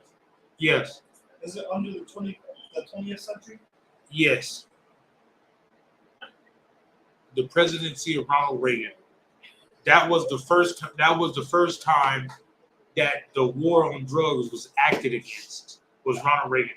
While Nancy Reagan's running around the country telling people just say no to drugs, Ronald Reagan's bringing drugs into the country and then giving it to the Black, Hispanic, and Native American community, but then putting a war on drugs. It was all systematic against blacks, Hispanics, and Native Americans. Everything was. It's just like affirmative action. The cancellation of affirmative action is more war against you. Caviar, what's the most important thing? What's the most important thing for us? Brotherhood. Brotherhood. That's what it's going to take. That's what it's going to take. It's going to take brotherhood for affirmative action to not destroy us. Affirmative action was the only reason why our grandmothers and grandfathers was able to hold down a job or get a job and actually hold it down, so that way you can go to get through high school. Was affirmative action. Now they take affirmative action away. So now you can be fired from your job. You can go to your job. You can go to a job interview and not get hired for your job, and they don't have to tell you anything. Like, why? You dig what I'm saying? They don't have to hire you anymore. You know how they say they have to have some racial, you know what I mean? They have to have some black people. Yeah, that's affirmative action. They don't have to have black people working at their job anymore. They don't have to have no diversity at their job. They want to hire 200,000 white people. They can. And they can be 200,000 black people that's out of work. And they be like, man, tell your people to hire you. That's affirmative action. You got it, Caviar? Okay. Go ahead. The presidency of Ronald Reagan saw an expansion in the federal focus of preventing drug abuse and for prosecuting offenders. Why? So why when blacks, Hispanics, Native Americans do drugs, it's called drug abuse. When white people do drugs, it's called what? I don't know. They don't abuse drugs. That's what they say, I guess. Yeah, a party. Right. If we go have a big party, and everybody's having sex, they call it prostitution. If they do it, they call it, what they call it, Taziar?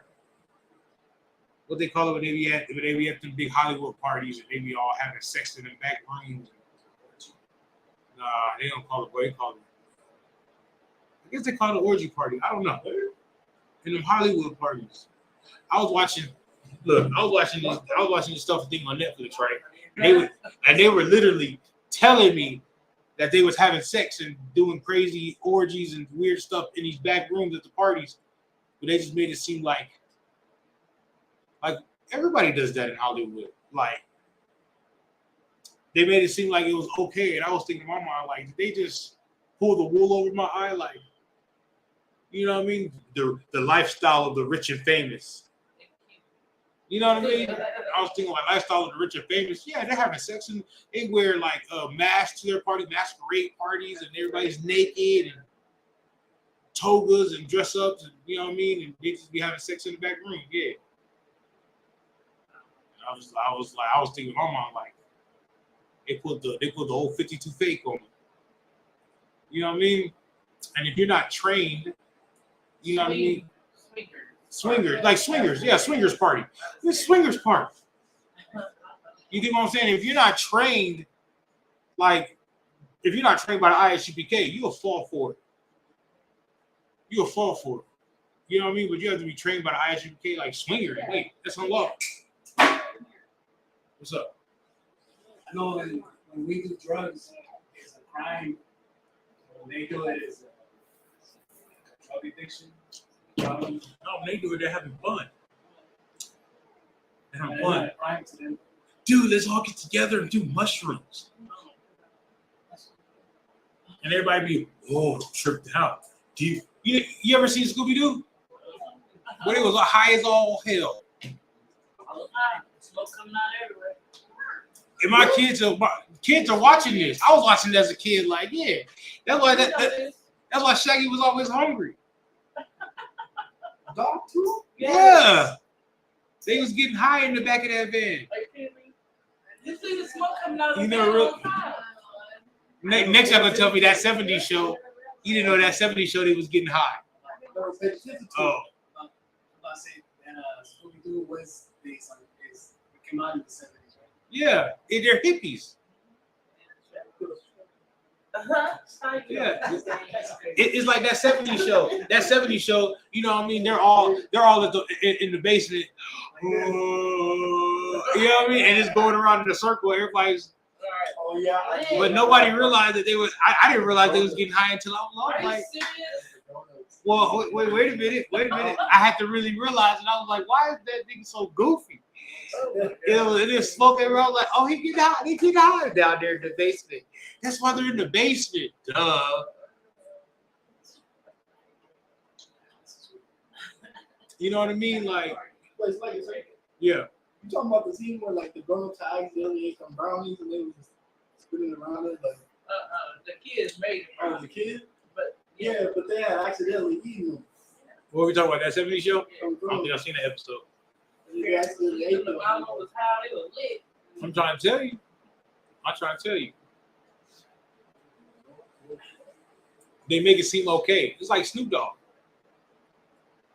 Snoop Dogg make smoking weed look cool.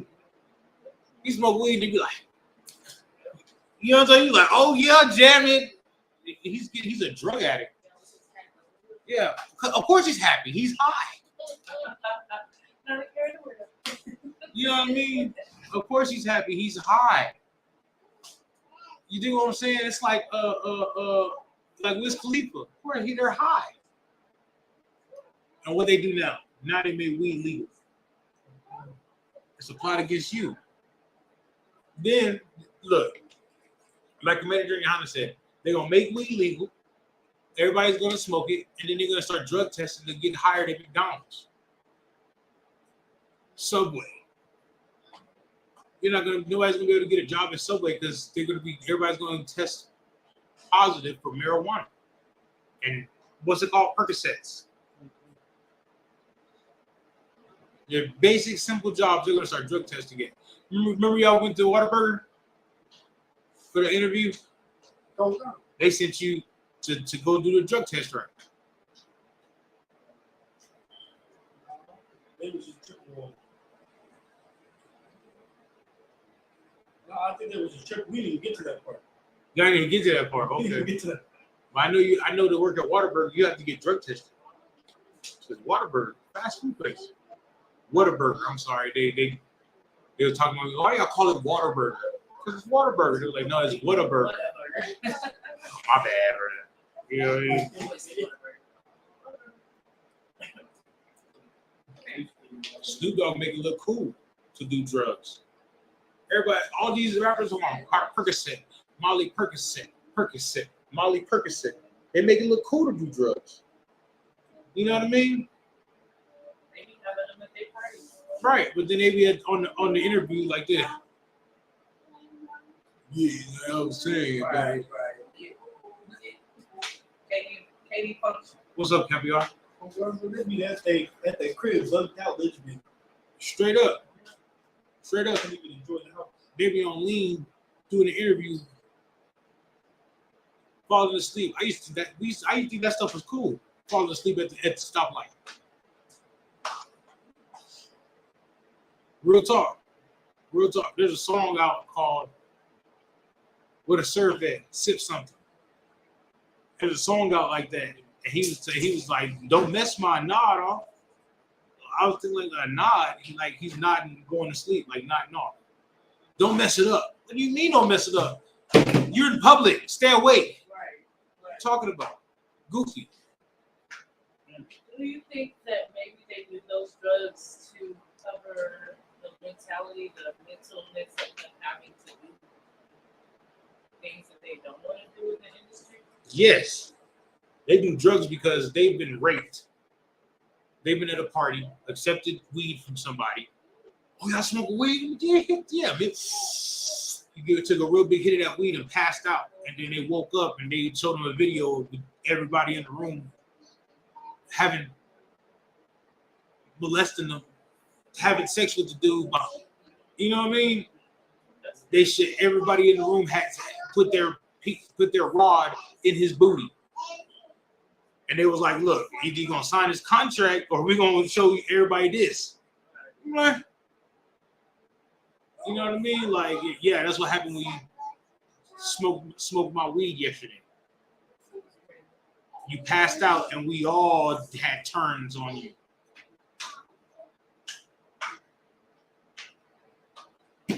That's just it.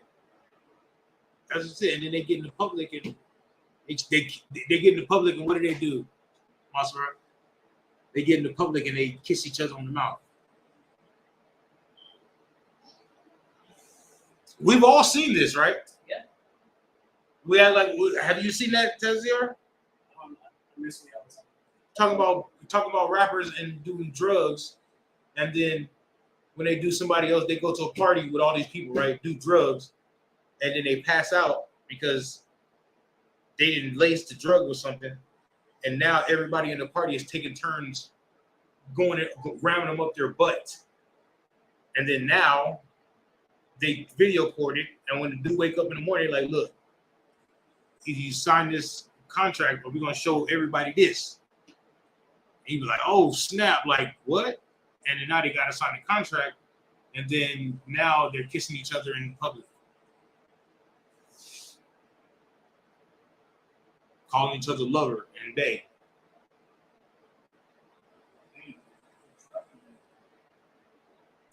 Am I wrong? I look. There. You can't only see it happening. There's stories about it. Where people coming out on YouTube talking about, like, yeah, Birdman, I mean, the butt from a deal. I got from a deal. Like what? Wait a minute, bro. What did you say? Like, I wasn't even paying attention. What happened? This is what happens. I saw, I forgot whose class it was. I think it was one of the generals. It's one of the classes, and they mentioned Lil Nas X. He was all booed up and sold in the bike packs on the yacht. Who? Lil Nas X. Yeah. Not only him, bro. What's that dude name? Farrakhan. Farrakhan, we all hooked up with the white boys, all on boats and stuff like that. Real talk. Yeah. Yes, we all hooked up with them.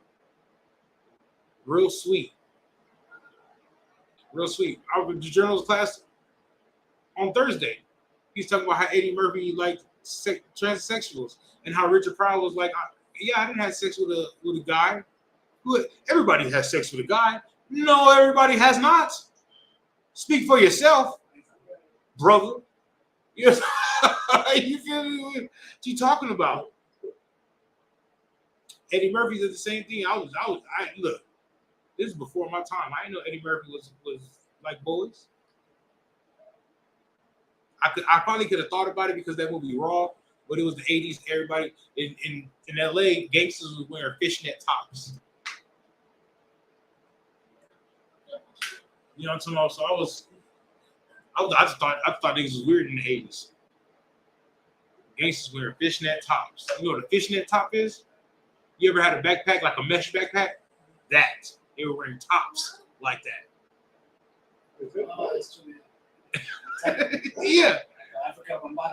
Yeah. Weird as hell, right? It's weird. But you're like who? Who say it louder for the Africa Bambaataa. We already know about what he do with kids. He molests kids. Right? That's because they're all high. They're all on drugs. Yes. Like, so you talking about how frat boys and roughly like 20 or something around their neck or something like that? Yeah, that's kind of gay too. I'm sorry. That's kind of zesty too. But what we talking about? All right, I'm gonna give y'all a scripture. Because y'all need about this about weed, right? So you want that scripture with the evil man to get the evil man.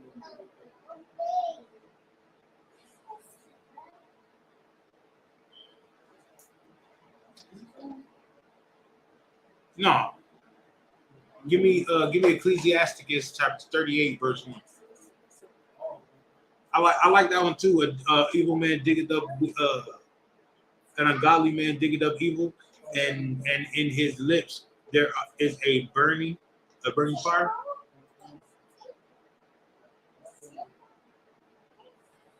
But give me Ecclesiasticus chapter 38.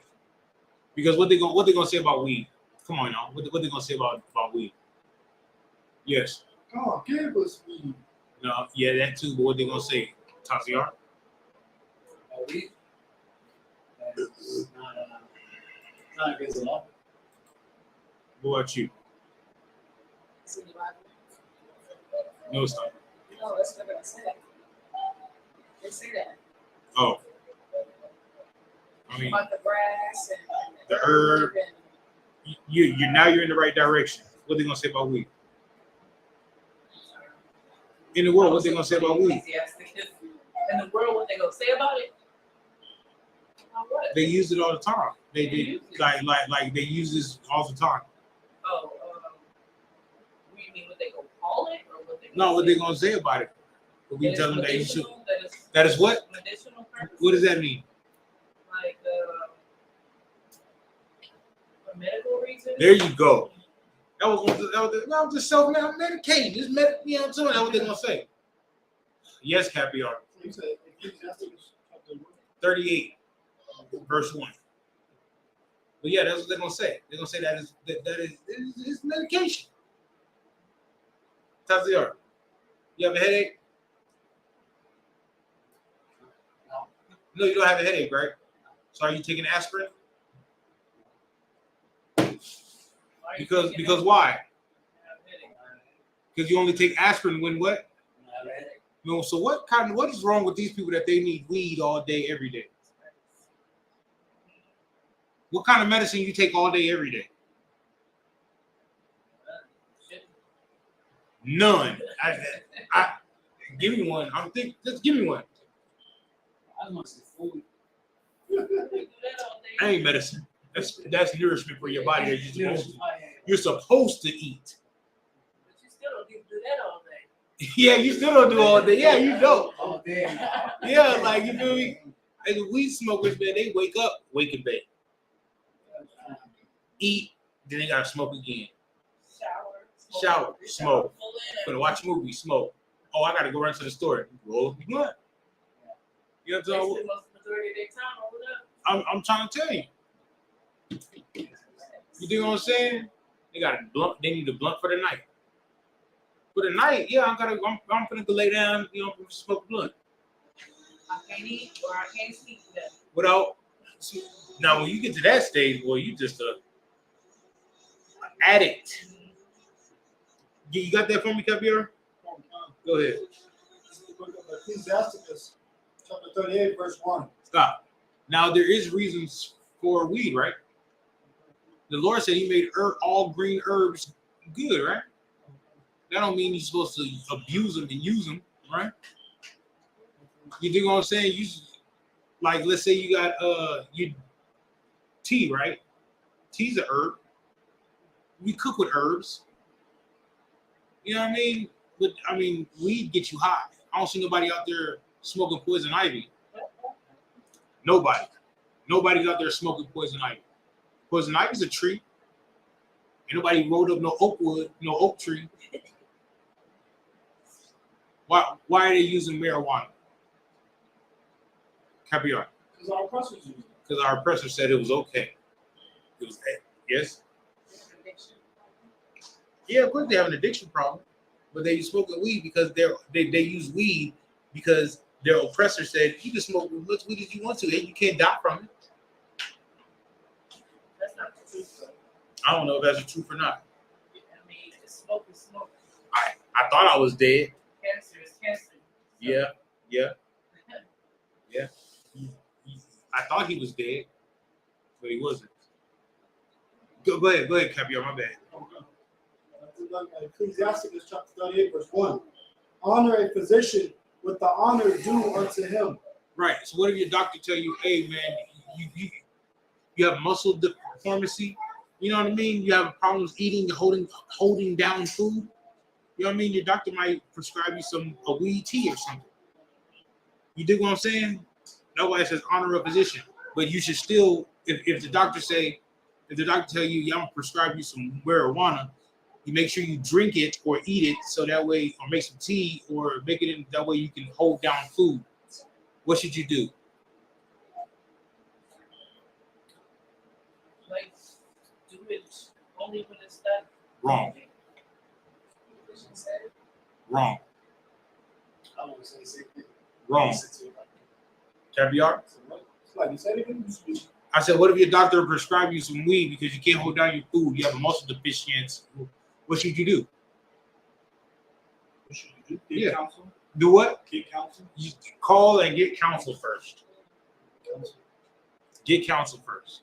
Your doctor's not a man of the Lord. He is a physician.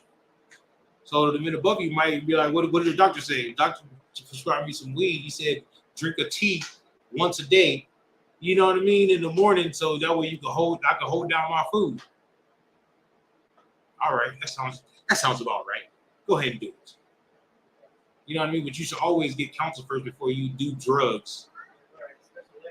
You know what I mean? Especially like that drug. You know what I mean?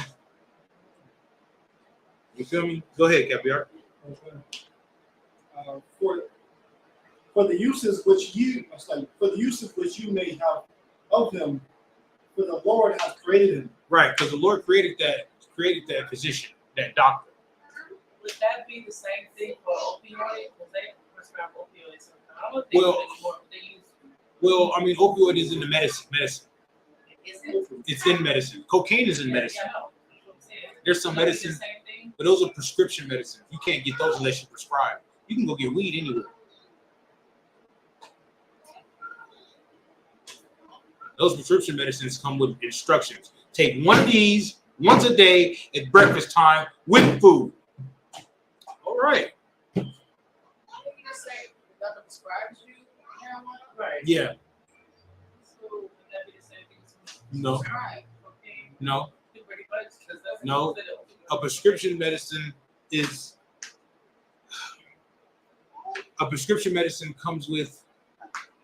It's not a recreational drug. A prescription? No, it's not. Just because niggas is out here taking Percocets and Percocets, like because they want to be perkied up, don't mean it's not. It's not. When you go get a Percocet, right? Right. When you go get a bottle of Percocets, what's on there?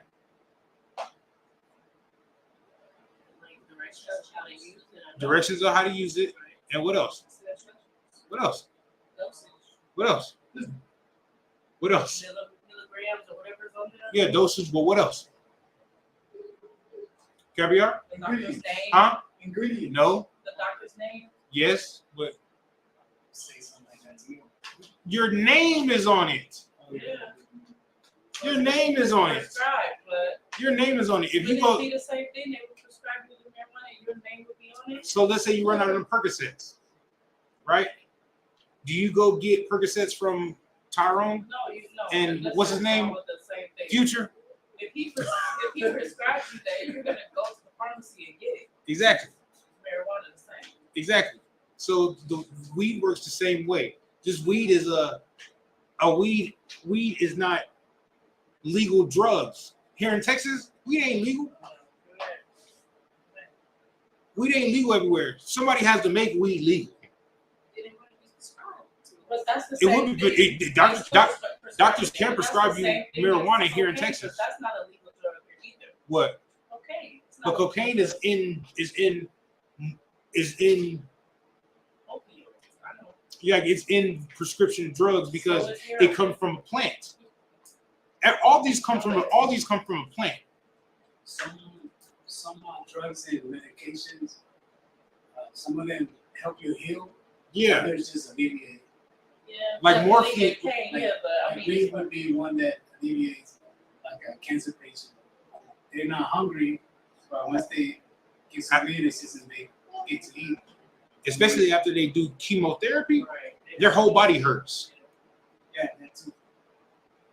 And the doctor is not going to tell you to smoke some weed. Don't get me wrong, there's nothing wrong with weed. There's nothing wrong with marijuana. The ungodly part is what? The ungodly part is smoking it. What's wrong with tobacco? Tobacco is from the earth. What's the ungodly part about it? Smoking the tobacco. But if let's say you got weed, right? Like let's say you get a prescription, right? And you take that prescription because at the time you're supposed to take it. Well, let's say you don't need the prescription no more. Do you still take those pills? That's what I'm saying. But with weed, what we gonna do?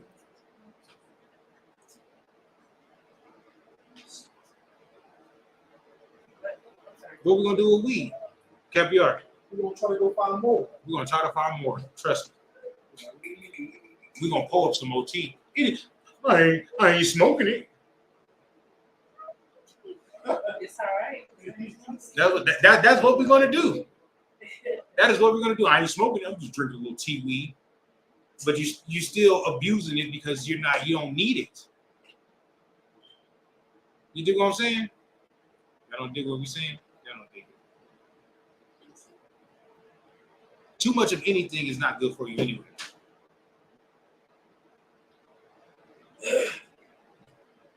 Make sense?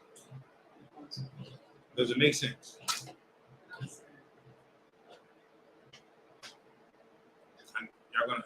You're gonna get counsel. You're just gonna smoke the weed tea. You got edibles, nigga? Let me get that edible. He said prescribe. We're talking prescription, not off the street type stuff. I don't know. Caviar. Jump down to verse 4. Verse 4. The Lord hath created medicines out of the earth. And he that is wise will not or she that is wise. Go ahead. Or he or she that is wise will not abhor them. Would not what? Abhor them. Would not abuse the drug. Would not abuse the medicine. That's good for when they say, this is medication. Well, I mean, if you're wise, you won't abuse that medication. You won't be smoking weed all day, every day. You understand? All right, with that, I'll pass the class over to Precinct Officer Taziar. Hey, y'all, man, I'm busting my bag open. Drugs, medication.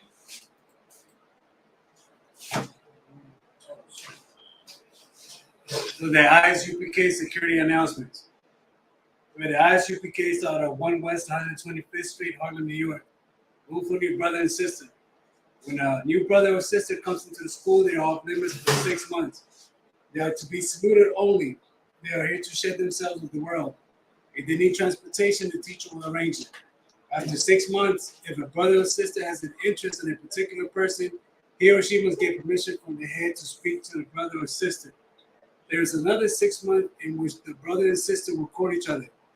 After this 6 month period, the brother and sister will get permission from the head to marry. Ties, which is a commandment. We can find this in the book of Numbers, chapter 18, verses 21, the book of Malachi, chapter 3, verses 8 through 10. Masharab means tenth in the Hebrew. 10% of every penny of any increase the Lord gives you. Give to the treasury department of teacher. Priest fund, free will offering for priests, not mandatory. Whatsoever amount you would like.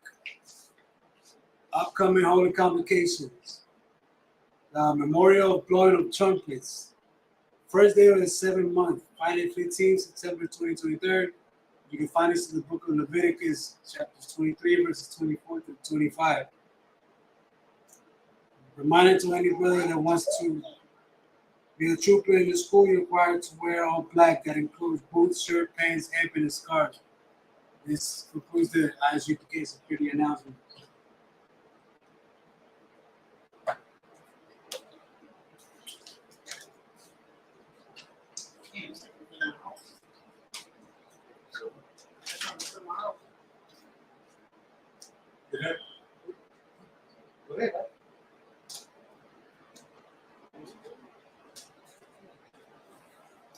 You don't remember something? With that, everybody imagine, which means to stand. Sorry, the final mark for dumb, which means to turn the face east. We're going to read the Lord's Prayer and the last one for that. Abinawa, Subashmai, Contras, Aya, Isupk, Yahweh, Malaka, Ratazai, Aya, Isupk, Ratazai, Kawa, Aya, Bashmai, Thundanawa, Patron, Yawan, Wafilakinawa, Wasalakinawa, Kabawakinawa, Wasalakinawa, Kabawakinawa, Walaa, Kabayanawa, Bansayawan, Abba, Awashayinawa, Mayan, Right, Kaya, Naka, Amalakwa,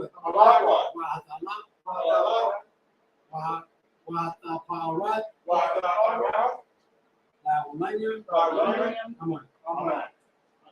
What we said was our Father, which art in heaven, hallowed be thy name, Yahweh, thy kingdom come, thy will be done, in earth, as it is in heaven. Give us this day, our daily bread, and forgive us our debts, as we forgive our debtors, and lead us not into temptation, but deliver us from evil. For thine is the kingdom, and the power, and the glory, forever. So be it.